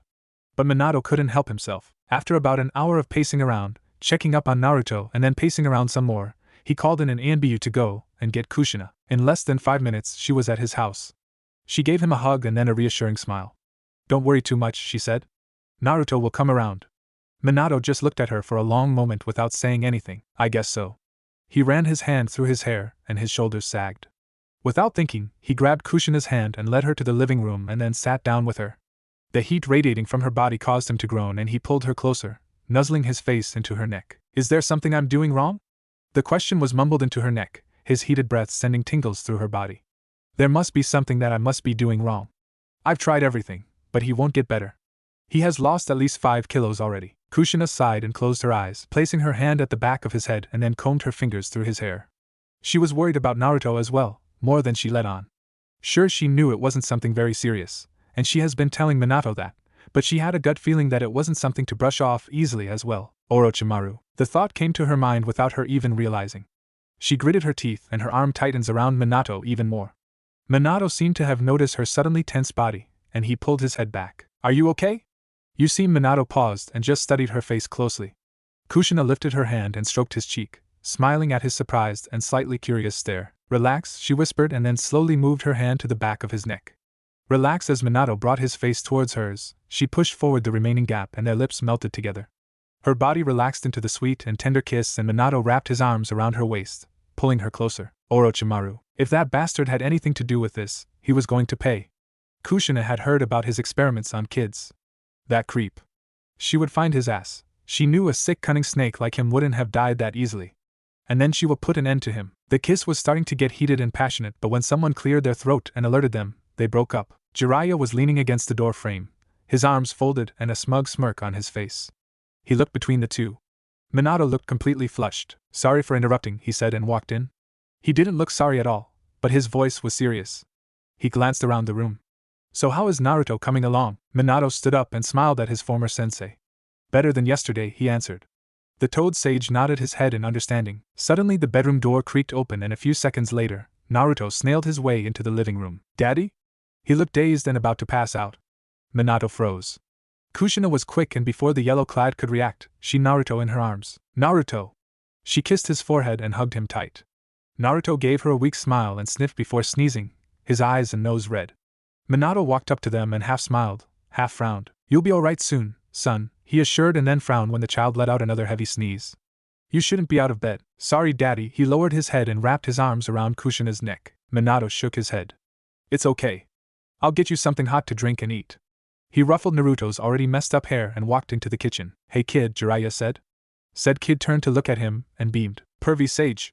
Naruto exclaimed. Minato poked his head out from the kitchen, blinking. Pervy Sage? Jiraiya blinked at the sudden new nickname and then laughed. You are making me sound like such a dirty rag, kid. They all looked at each other and then burst into hysterics. Can't deny what you are, commented Kushina. Jiraiya pouted. Am I that bad? The redhead shrugged. You tell me. The Toad Sage rolled his eyes and they all laughed again. A few minutes later, Minato returned to the living room with 2 hot bowls of chicken stew and porridge. Naruto consumed both of the delicious-tasting liquids, only to end up emptying out his whole stomach again. Kakashi stopped and then looked at the rings of symbols and signs surrounding him. He sighed and took a deep breath. What was he expecting when he got there? Would Minato-sensei be mad at him? Did he figure out what his letter meant? Kakashi looked at the signs and then slowly began to perform them while his train of thoughts went wild. What if Minato didn't find the letter? What if Naruto didn't find them? What then? As he performed the last hand sign, Kakashi shut his eyes and hoped that everything had gone according to plan. Before he knew it, his surrounding had disappeared and soon, so did him. First he saw nothing but blinding light, and then suddenly he was in a world of darkness. You wanted to see me? Minato appeared in the Hokage's tower, and raised a brow at the third. Oh, Minato, Sarutobi turned around and blew on his pipe, taking a seat. How is little Naruto? The blonde shrugged. He is getting there. Minato spied himself a spare chair. It sucks that he has about a month and something days left, and this is how I get to spend it with him. I didn't even notice until now. He threw his head back and sighed. He didn't want Naruto to go, but what were the consequences if he didn't return to his time period? And besides, he was going to have all the time he needed to spend with the other Naruto that was coming, God knows when, so why was he still feeling sad? Ah, the time travel thing. I almost forgot, which brings me back to the point, the third aforementioned, stroking his chin. Kakashi is here to see you. Minato looked back at the Hokage and raised another brow. Kakashi? What for? Is there something wrong? Sarutobi shook his head and laughed. Not our Kakashi. Future Kakashi. Oh, Minato zoned out and then blinked. Wait, what? Future Kakashi? Was time traveling now a common thing among the people of the future? He grinned. What did Kakashi look like now? He couldn't really be old, since he and Naruto were from the same time period. Would he be taller than him? Minato was eager to find out. Hello, Minato-sensei, a voice suddenly interjected. Minato turned around so fast that he almost pulled the muscles on his neck, following the source of the voice. And sure enough, there was Kakashi leaning against the door frame and looking in. Minato couldn't help grinning from ear to ear. He looked so grown up, not that that was a new case with him, but still. Kakashi, Minato stood up and walked towards the silver-haired shinobi. He wondered what the present Kakashi would think about his future self. What are you doing here? It wasn't exactly the right way to welcome somebody, but curiosity got the best of Minato. I thought you'd be happy to see me, sensei, Kakashi joked and pushed himself off the door frame, shutting the door behind him. He smiled and brushed off his former sensei's oh-so-joyful welcoming. But if you must really know, I came for Naruto. Kakashi could not stop looking at Minato no matter how hard he tried not to make it seem so obvious. They'd left the Hokage's office on Minato's call and were now sitting in the blonde's favorite place, overlooking the village. The weather was giving them a break, the cold breeze rushing past them in a soothing manner. Minato caught his student, or former student however that worked, looking again and couldn't help but grin. What, do I have something on my face? He joked. Even though the silver-haired clad shinobi knew it was a rhetorical question, he still shook his head but turning to focus his gaze elsewhere. Minato stretched out his arms and rested them behind his head, lying down on his back to stare up at the sky. Am I that big an idol in the future that you don't get to see enough of me, is that it? He asked again, a sheepish smile playing on his lips. He sort of felt uncomfortable and nervous however, even though he knew he shouldn't be. Having Kakashi also grown up was not something he was expecting. A broad grin replaced the smile he had. Since when was that a different case with Kakashi? The kid was always acting like a grown-up, taking on obstacles and problems that were beyond his years. Have you read the letter? Kakashi asked. He didn't want to think about the future. Not now, especially when he knew everything that was going to happen, the inevitable fate that was waiting for his sensei, and the village of Konoha. But what difference did being in the past make anyways? He couldn't change anything even if he wanted to, no matter how tempting it was. The consequences of messing with what were to be, or what had already been, were not something he was prepared for yet. And the thought of leaving everything the way it was not as forgiving either. Minato sat up suddenly, much to Kakashi's surprise. His face was blank, void of any expressions that gave away what was going on through his head. The silver-haired shinobi stood, too, and looked at his former sensei, a worried look on his face. Did that mean that he hadn't read the letter? Or was he mad at him? Minato sighed and ransacked his fingers through his hair, seeming to ponder something. The letter, what was written in it again? It said so much but still left so many unanswered questions. Are you hungry? You must be hungry. Let's go and get a bite and then we can talk. Kakashi stared at Minato long and hard. Then he nodded his head. Well, I haven't eaten anything yet, he said, not knowing the direction of this conversation. If Minato was mad, then he sure as hell was doing a pretty good job of not showing it. Kakashi would have to handle it somehow if he was. But he didn't seem mad, just rather confused. They left the mountain in the blink of an eye, appearing in Ichiraku ramen store. Minato pulled out a stool and sat down, Kakashi following and squeaked. When Tucci came to take their orders, he froze. His eyes scanned between the two, lingering a second longer on Kakashi, who had his head slightly lowered. After a minute later, a broad grin took over his face. One of these days, Minato, he shook his head and smiled. I wouldn't be surprised if you show up here with a twin of mine. Minato chuckled. Who's your friend? Tucci asked, nodding towards Kakashi. Minato scratched his head, possibly wondering how he could explain this. This is Kakashi uncle. I'm Kakashi's uncle, Kakashi finished off. The blonde furrowed his eyebrows and gave the silver-haired shinobi a sideways glance but decided to play along anyways. If he wanted to play the uncle, then so be it. That was probably the most reasonable explaining anyways, but he was pretty sure it was still going to raise some doubts and questions. Yeah, this is Kakashi's uncle. His name is Takashi. Minato confirmed with a smile. Tucci didn't seem the least bit convinced as he raised an eyebrow. Still, he smiled and nodded his head. It's a pleasure to meet you, Takashi. I'd say Kakashi gets his looks from you, huh? He chuckled. So what may I get you two today? They ordered up, and as they ate and chatted to Tucci, Kakashi gathered his thoughts together, getting prepared for the talk. Why so tense, Kakashi? Is something the matter? Minato glanced at said person with concern. They had left the ramen store and were now headed to his house. He wondered how Naruto was doing. Kakashi sighed, keeping his gaze fixed on where he was going. People stared as they walked past, but none stopping to ask questions, just curious eyes following them as they go. Just nervous, he said. Minato laughed heartedly, causing Kakashi to glance at him. Why? I haven't asked or said anything yet, but once you hear everything I'm about to say, that'll change, he said. Once Minato heard everything, he wasn't just going to be mad. The guy was going to be furious, if not downright dangerous. Is it about Naruto or the future in general? He asked, coming to a halt. Kakashi continued to walk only to come to a stop a few feet away. Both, he answered. Once they reached Minato's house, the blonde just walked in. He hardly used the security jutsu anymore, not now that Kushina visited frequently. When they entered, 3 pairs of curious eyes turned to speculate them. Daddy? Naruto ran towards the older blonde, coming to a sudden stop at the sight of Kakashi. Eyes wide in horror, he backed off, tripping on his own foot. Naruto! Minato lunged forward, catching him before he could hit the ground. Kushina and Tenzi came up to join them, both wearing worried expressions. The child clung to the older blonde's neck as he observed the new companion. It's okay, Naruto. I won't hurt you, Kakashi said soothingly. That guy won't hurt you either. Not anymore. What guy? Minato demanded as he held on to Naruto. His eyes narrowed at Kakashi as he waited for an answer. What's going on? The Hokage sighed. See what I meant? And I haven't even told you anything yet. Kakashi? Kushina walked up, her eyes roaming over his body more than 5 times. Her expression held a look of disbelief. You're so grown up, Kakashi laughed. Hello Kushina, how you feeling Naruto? The older blonde asked. Naruto cast a weary look at Kakashi before turning to look at his dad. Better, he answered with a smile. Minato observed him. He did look better, although his face was still slightly pale, his nose reddened and his eyes sunken. He grimaced. It hurt him to see his son like this. Turning to look at Tenzu, Minato smiled. He had planned to go and adopt the child today now that Kakashi was here. He knew he'd be busy for a while. It was his original plan to adopt him a long time ago, but as soon as they'd gotten back from finding them too, Naruto had fallen ill and his hands were just too full. How you doing today, Tenzu? He asked. The child's eyes were glued on Kakashi but dropped to look at Minato as soon as he heard him speak. I'm fine, just worried about Naruto-kun, he replied. He'll be fine, Minato assured. I'll be fine, Tenzu-kun. Naruto exclaimed also, nodding his head before a sneeze escaped him. Minato sighed and rubbed a hand down his face. He placed Naruto down, and then ushered the two towards another room. You two go and play. I'm just going to have a word with Kakashi, he said. The two nodded and left. Minato then turned back to Kushina and Kakashi who were looking at him. He offered them both a smile before leading them into the living room. I can't tell you everything, Kakashi said once they were all seated. Because I know you'll try and change some of them. Minato nodded. The future couldn't be that bad, could it?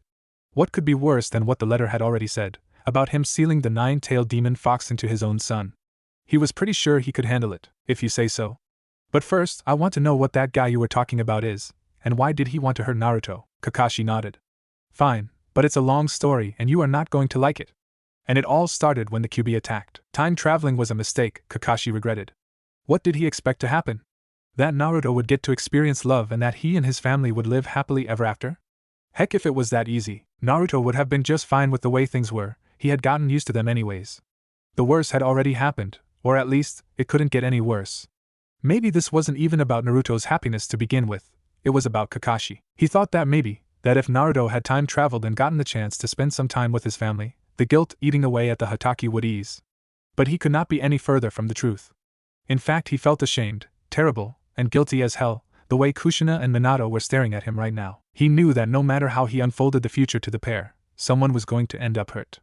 Maybe not physically, but emotionally. However, as he sat there choosing his words carefully right before saying them, he could not bring himself to meet the older blonde in the eyes. He shouldn't be telling them what a horrible path fate has laid out ready for them. He shouldn't be telling them about a future he could have changed himself and made better. He could have made things better, made Naruto's life easier.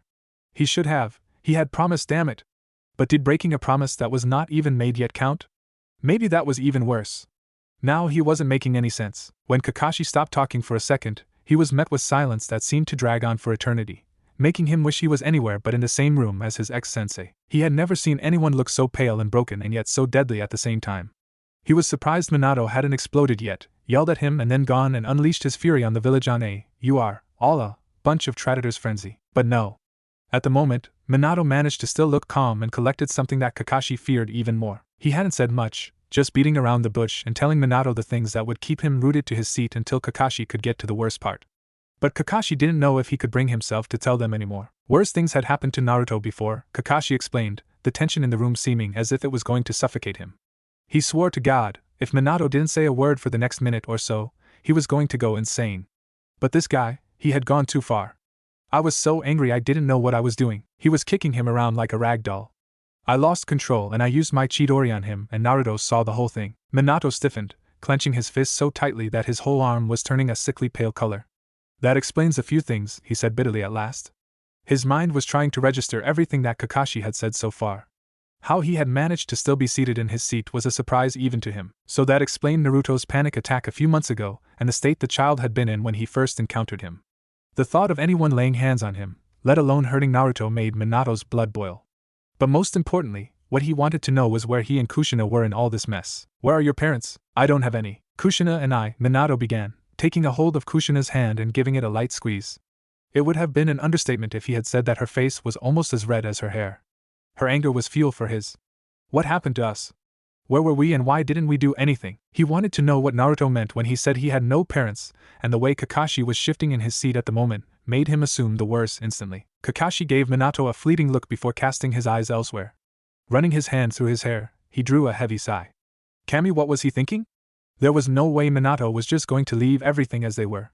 The blonde was deemed to try and change things. None of you could do anything, Kakashi said. When you sealed the QB into Naruto, it didn't come at an easy price. Minato didn't flinch, didn't even look up, and it was his lack of reaction that scared the silver-haired clad. And Kushina?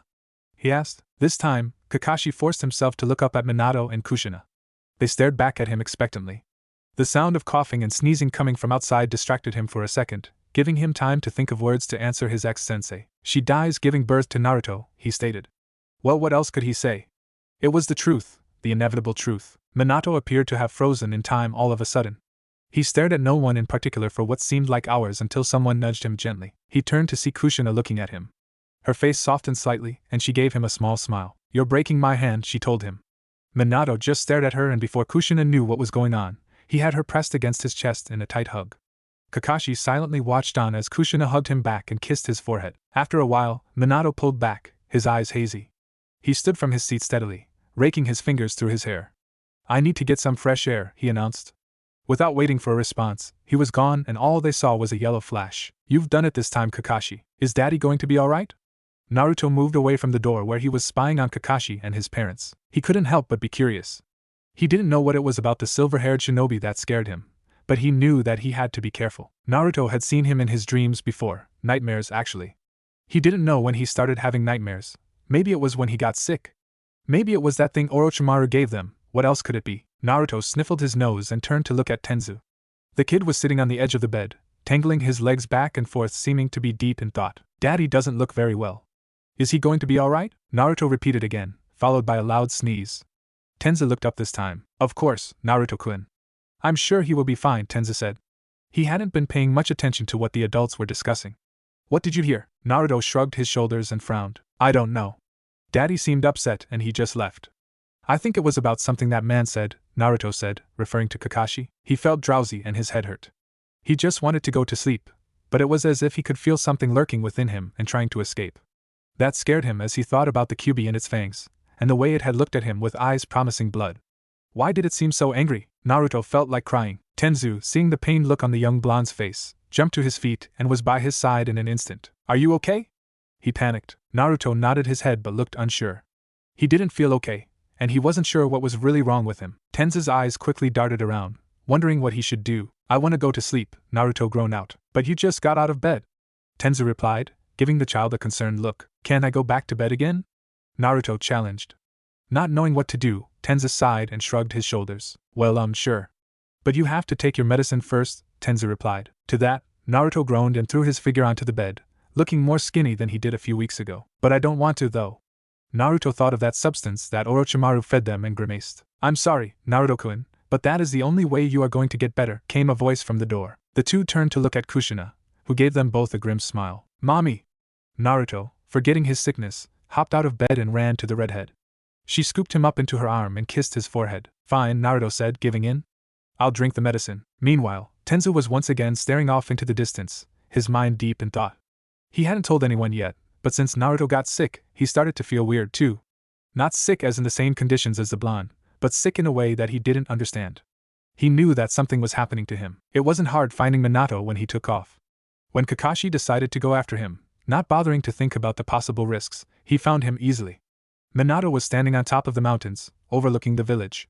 However, instead of the normally cheerful, carefree expression, Minato's face was rigid and hard. It didn't take a genius to tell that he was holding everything in. When he felt the presence of Kakashi, he didn't even bother to turn around.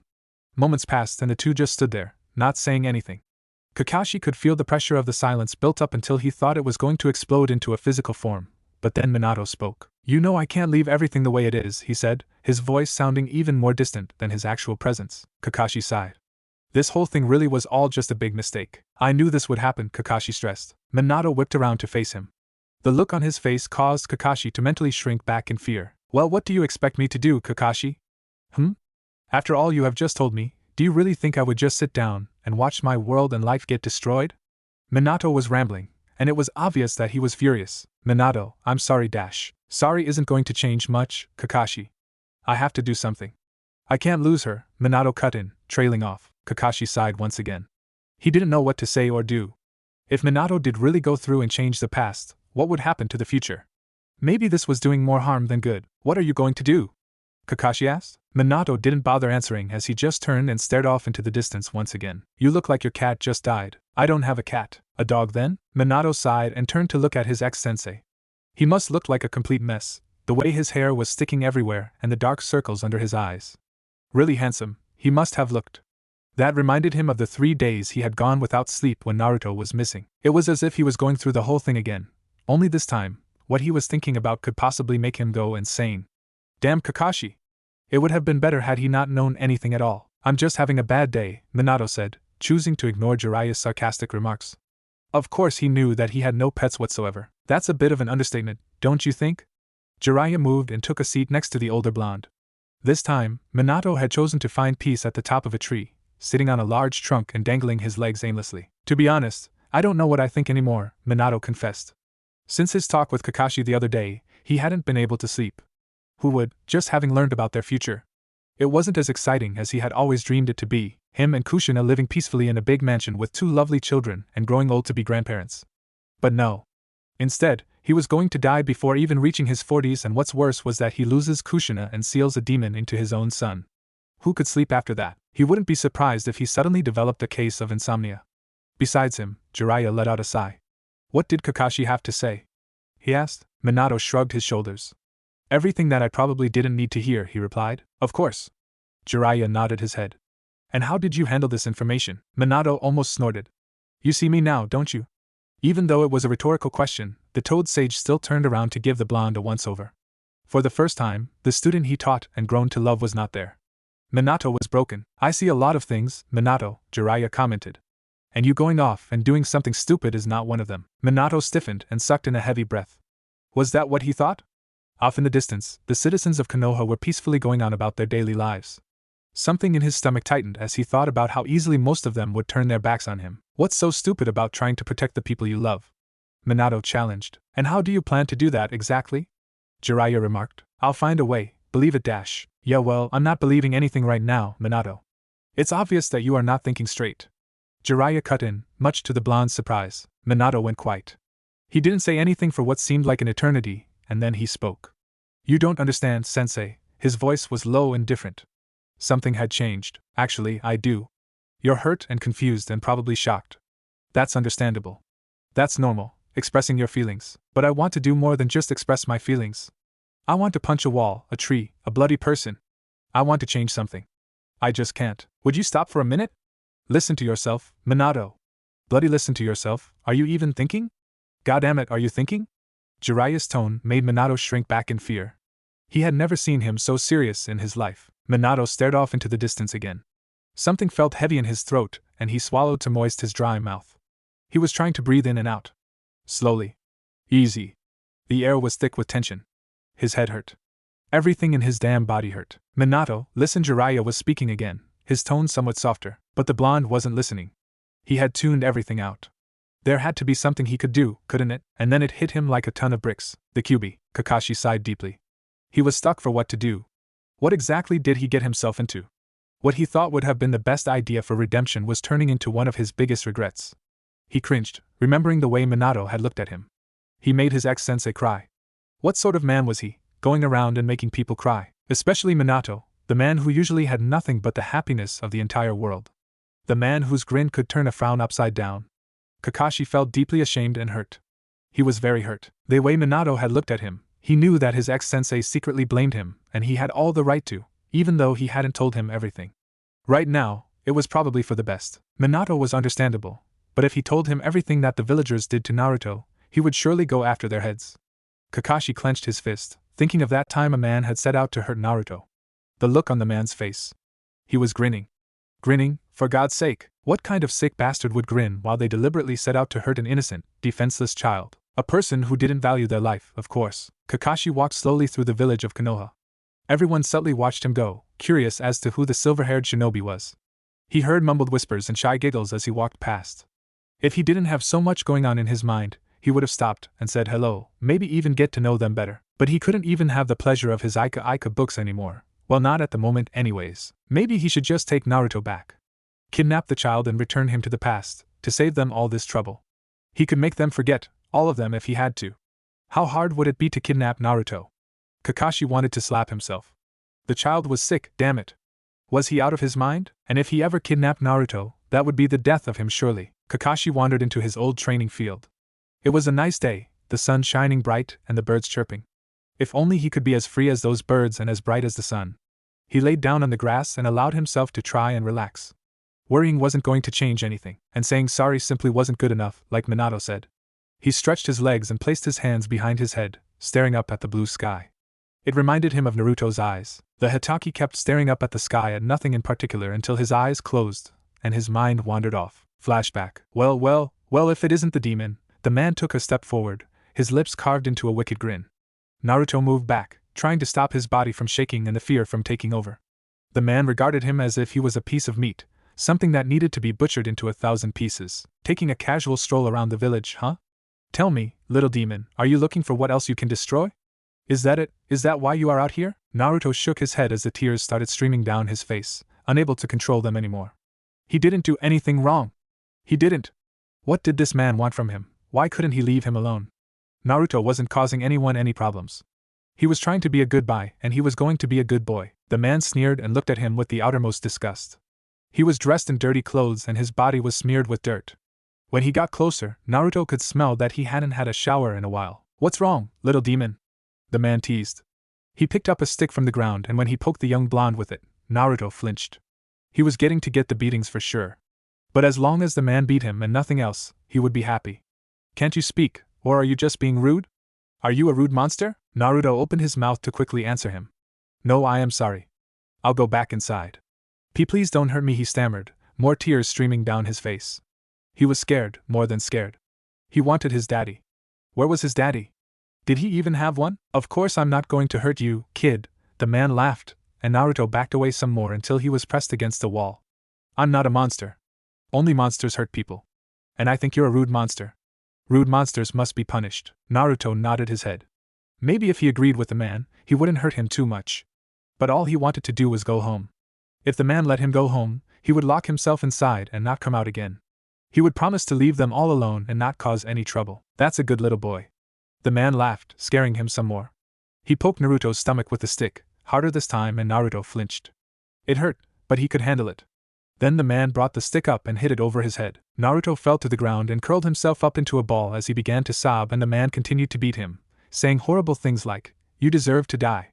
Demons can't be loved and don't know how to love, and this is for my mother." Naruto sat there sobbing and he wanted to believe the words the man was yelling at him. What would happen if he died? Would there be a heaven? Would the man up there be nice to him? And what about the people? They had to be nice to him, right? Bad people didn't get sent to heaven. Maybe it would be better if he disappeared. Suddenly, the beating stopped and the man was no longer yelling words at him. He was too busy crying to see what was going on, but he could hear someone begging. I didn't mean to. I'm sorry, please forgive me. I was just playing around. That was the man's voice, the man who had been hurting him. Playing around? Someone questioned, their voices filled with anger. Naruto thought he recognized the voice, but his hands were over his ears as he tried not to know what was going on. Was someone here to save him? That was impossible. Nobody cared about him, at least not enough to want to save him from one of the villagers. Is that how you play around with little kids, treating them like dogs? Please forgive me. The man was crying now, Naruto could tell from the tremble in his voice. It was an honest mistake. It won't happen again, I promise. No, it won't happen again, the other person replied. Naruto's heart leaped as he recognized the voice now. Kakashi! Naruto slowly opened his eyes to see Kakashi holding the man up by his throat. Kakashi had removed his mask and the look on his face scared the little blonde. The Hokage looked different, scary, like he was someone else, and that scared Naruto. The way he was looking at the man, as if he could tear him to pieces, and Naruto's eyes welled up again with tears. Electricity was gathered in Kakashi's right hand, crackling and bright. Naruto thought that if the way Kakashi was holding the man by the neck didn't kill, then whatever Kakashi had in his hands surely would. The young blonde found himself praying that Kakashi would let the man go. He was scaring him. And why was this man different, anyways? A lot of the villagers liked hurting him, so why did this man have to get punished? He didn't deserve to die. I want to die, Naruto thought to himself. I want to go and meet all those nice people. Please, have mercy. The man had gone blue in the face, and he had trouble speaking. Kakashi's face was blank, however. He shook his head. We cannot let this happen again. You understand that, right? Naruto's eyes widened in horror as Kakashi's hand plunged through the man's chest. The man's scream was deafening and Naruto began sobbing again. Blood sprayed everywhere. Naruto wrapped his arms around his legs and rocked his body back and forth. I want my daddy, I want my daddy, I want my daddy, he chanted as he tried to get the image of what happened out of his head. That was not Kakashi. That couldn't be Kakashi. Only monsters hurt people, only monsters hurt people, only monsters hurt people. Naruto? Kakashi slowly walked towards him and Naruto shook his head furiously, trying to move away, but the wall was stopping him from escaping. Please don't hurt me. I didn't do anything wrong, he cried. I didn't do anything wrong. I be a good boy, I promise. I promise I'm good boy. Kakashi had his mask back up and he sighed. He tried to reach out to the young blonde, but the child only flinched at his touch. I won't hurt you, Naruto. I won't hurt you like that man did, he assured, praying that the kid would believe him. He had no idea what came over him. He had been blinded by fury, and he just wanted to make the man pay for hurting Naruto. I'm sorry that you had to see that, Naruto. I'm really sorry. He reached out again, but all the kid could say was, please don't hurt me. I'm a good boy. I'm a good boy. End flashback. Is he dead? Poke. Stop that, you idiot. Of course he is not dead, but he looks dead. There was more poking and prodding as the people tried to lower their voices, but not succeeding. Just because someone looks dead doesn't mean that they're actually dead, a girl's voice said. Now stop doing that or we are all going to be in trouble. I don't want to suffer because of your stupidity and your stupid logic. I swear he really looks dead. A shadow moved across Kakashi, but he remained still. He tried to conceal his smile as best as he could, already having a pretty good clue of the culprits poking at him. Tell me, oh great one, the girl answered again, sounding annoyed. Sarcasm dripped from her words. Would someone who is dead still be breathing? Well, let's take off his mask and see. There was hesitation for a moment, and then Kakashi felt someone tugging at his mask. He let the hand pull the mask down for a bit, and then he suddenly reached out and seized the person's wrist. He's alive! Arg! Someone kill him, kill him! He's alive, oh my god, why is nobody knocking him out? The person shrieked. Kakashi opened his eyes to find himself face to face with Obito.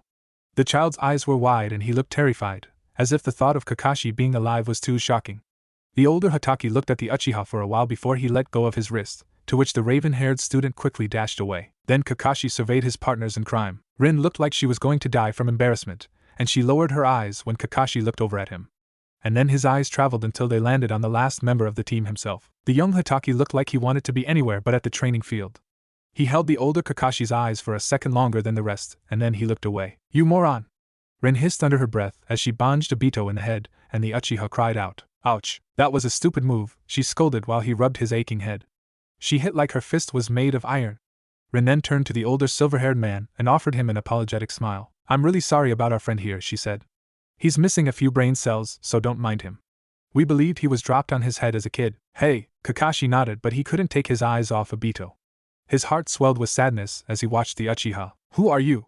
Someone suddenly asked, and Kakashi turned and found himself looking at his younger self. He wondered if he should tell them the truth, or not, and in the end, he opened his mouth and said, I'm hungry.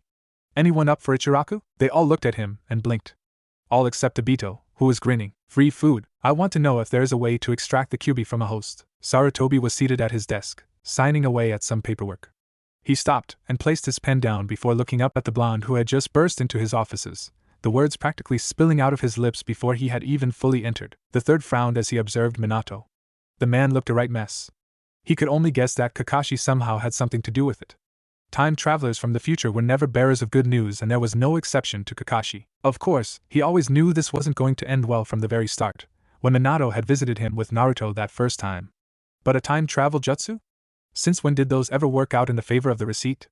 Rarely. He could not even begin to formulate what was going through Kakashi's head when he decided to send Naruto back into the past. Maybe he had good intentions, but this was not the time to reminisce what those intentions could be. As far as the Sandaime was concerned, trouble was lurking around the corner. Sarutobi sighed and motioned for the active ANBU in his office to leave. Once they were gone, he pointed Minato to a vacant seat. He had no idea how many times they'd been in this position since the arrival of Naruto.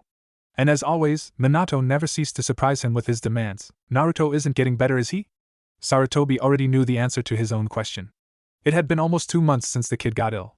They had the best medic needs working on him from all of Konoha and surrounding villages, yet the child was not showing any signs of improvement. Sarutobi was worried that what they were dealing with could be more dangerous than they anticipated. Maybe Minato suspected it too, otherwise he wouldn't be asking something as absurd as extracting the QB. Minato ran his fingers through his hair, and then his hand down his face. He didn't care if he looked like the Walking Dead, because there were more concerning matters to worry about other than his appearance. No, he isn't, he replied solemnly. It's been almost 2 months. I may not know a lot about kids or being a father, but I sure as hell know that it isn't normal for him to be sick for this long. It's not normal for anybody, and you think the QB has something to do with it, right? Sarutobi asked the question he was secretly dreading. But Minato was right.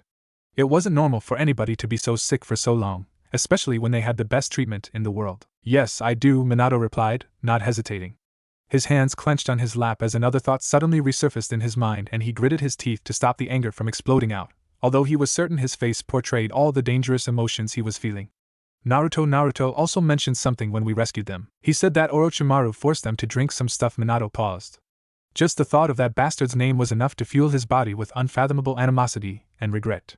He never should have left Naruto alone in the first place. How could he have been so careless? But it never occurred to him that something like this would ever happen. But he should have known. At least had suspicions. That sneaky, vile snake. The idea of Orochimaru forever entrapped and suffering in hell did not bring the satisfaction to the older blonde like it should have. No. Orochimaru might have been dead, but he got the better end of the deal. He didn't have to spend every waking second and every sleepless night wishing that he was the one suffering instead. Not that the snake could ever have been capable of any emotion such as love. A demon's love? This is all my fault, the blonde admitted helplessly, dropping his face into his hands. If I'd never given Orochimaru that monster the chance to lay his hands on my son, none of this would have happened. Sarutobi rubbed his temples. It hurt him to see Minato blaming himself for something that was clearly out of his control. But look at the bright side, Minato III treaded carefully, aware that there was currently no bright side for the blonde. If it hadn't been for Naruto falling into the hands of Orochimaru, nothing would have been solved. More children would have kept going missing and we would have no lead. Naruto has opened up the door, and as unfortunate as this situation is, he saved a lot of helpless and scared children who had no clue what was being done to them. You and Kushina and Naruto did a wonderful thing. You reunited families who had given up hope with their stolen children, and they will forever be grateful for that. Not grateful enough, Minato interrupted under his breath, raising his head to look at the Hokage. These people were not grateful. How could they be grateful and still treat Naruto like he was the monster, and not that snake, the true evil that had snatched their kids and experimented on them? Their betrayal made him sick and shook his very core with anger. But he had to remind himself that it happened in the future. None of them could possibly have known what waited for their beloved village of Konoha. None of them could possibly have known that their lives would change forever. And none of them could have anticipated his own actions. But now that he was no longer in the dark, now that he knew about his dark future, he had the upper hand. Things like this didn't happen for no apparent reason. There was a motive behind every action. But then again, things like this didn't happen unless certain shinobis willed them to. Minato's frown deepened visibly. I want to know more about the Kyuubi, he stated, bringing the conversation back to its original purpose. I want to know if there's a way to extract it from a body. This time, it was Sarutobi's time to frown. You want to know this information for Naruto? Minato, are you certain? It's not just for Naruto, Minato quickly interjected, stopping the Hokage mid-sentence for the second time. When Kakashi sat him and Kushina down, this whole situation immediately became more than just about Naruto. There was so much more at stake now. Minato just couldn't. He couldn't deal with it. He couldn't handle it. He couldn't just sit down and do nothing. Sarutobi nodded, understanding the blonde's predicament. If he was in his shoes, he wouldn't know what to do. However, doing nothing was not an option either. But that didn't mean he had positive news for the yellow-clad shinobi. Minato, you do understand that what you're asking for is impossible, right? Minato shook his head, determined. If it's a matter of completing the task, I will search everywhere for the most skilled shinobi to ever grace the earth. Heck, I'll do it myself even at the cost of my own life. Desperation laced every word. Sarutobi sighed. Minato was missing the whole point and what the consequences of his request, if granted, would mean for everybody. The Hokage straightened in his seat until they saw eye to eye, making sure that Minato fully understood his next words clearly. You're missing the point, Minato. It's not impossible to extract the Kyuubi, not at all. But if you remove the nine-tails fox from its host, the host will die. Naruto will die. Kakashi had a permanent scowl engraved on his face. Although the mask literally masked his stoic expression, he was certain that the others could feel the effects of his irritation. He made sure of it. He had his arms folded in a way that told anyone that came near him to piss off, and if they didn't, something very, very bad would happen to them. Everyone was smart enough and took the hint, passing at a distance, and making sure to avoid the Hatake at all costs. Well, everyone except Obito. No surprise there. You look like you have a stick stuck up your ass, the Uchiha observed, oblivious to the fact that Kakashi was not in the mood for human company, let alone that of an annoying dope. They were currently seated at Ichiruka's. Kakashi ignored Obito and glanced at the man they found in their training field who had introduced himself as Takashi. There was something eerily familiar about him, but the Hokage just couldn't wrap his fingers around as to what that could be. But whatever it was, he was sure he wouldn't like it. However, what annoyed him more than not being able to identify this Kakashi guy was his rather energetic teammate, Obito. Obito, if anything, was a fool that pushed his every button. But before he could voice his opinions about the Uchiha, Rin beat him to it. Who the hell accepts food from a complete stranger? She hissed silently under her breath, not wanting Kakashi to hear, although they all knew that he was listening, even though he appeared to be occupied with his bowl of ramen. Tucci was in the kitchen preparing another bowl of steamy ramen for the raven-haired genin. Technically, I'm accepting money from a complete stranger that's allowing me to get food, the Uchiha replied with a grin. Rin rolled her eyes. People like you are the ones that died before their time, she mumbled under her breath. Kakashi pretended to not pay attention as the Obito and Rin started a pointless argument that he knew would not lead anywhere. Well, except for the fact that the Uchiha might end up with me bruises on his head and a very red-faced Rin. He silently ate his ramen, aware that someone was watching him. No doubt those curious eyes could only belong to him. He smiled slowly at the thought of watching himself, as bizarre as that sounded. If only he knew himself as well as some people did, maybe then he could figure out what was going on in the mind of his younger self. His younger self looked annoyed, as if he would be happy to be on the opposite side of the world to the talkative Obito. That saddened Kakashi. He knew that he was being observed. No doubt his younger self was trying to figure out who he was. He introduced himself as Kakashi because that was what he told Minato and Tucci. That was as much as they knew about him at this stage. Kakashi finished just as Tucci came back with Obito's second serving. Rin and his younger self did not order anything, obviously having better judgment than the raven-haired boy. Awesome! Obito exclaimed before digging into his food. Tucci cleared his throat and looked at Kakashi. You're scaring away all my customers, he said with a pout, but at the same time he didn't appear or sounded angry. They say if you keep scowling like that, your face will be permanently molded into that expression. Tucci laughed as Kakashi's features softened, but he still had a small frown that the Ichiraku owner knew was there to stay for a while. He then looked between Kakashi and Kakashi, raising an eyebrow. If this is how a Hotake family reunion is like, I would love to see how the Uchiha celebrate when they meet a relative, he said with a smirk. Kakashi groaned inwardly as he immediately sensed the change in atmosphere, and the way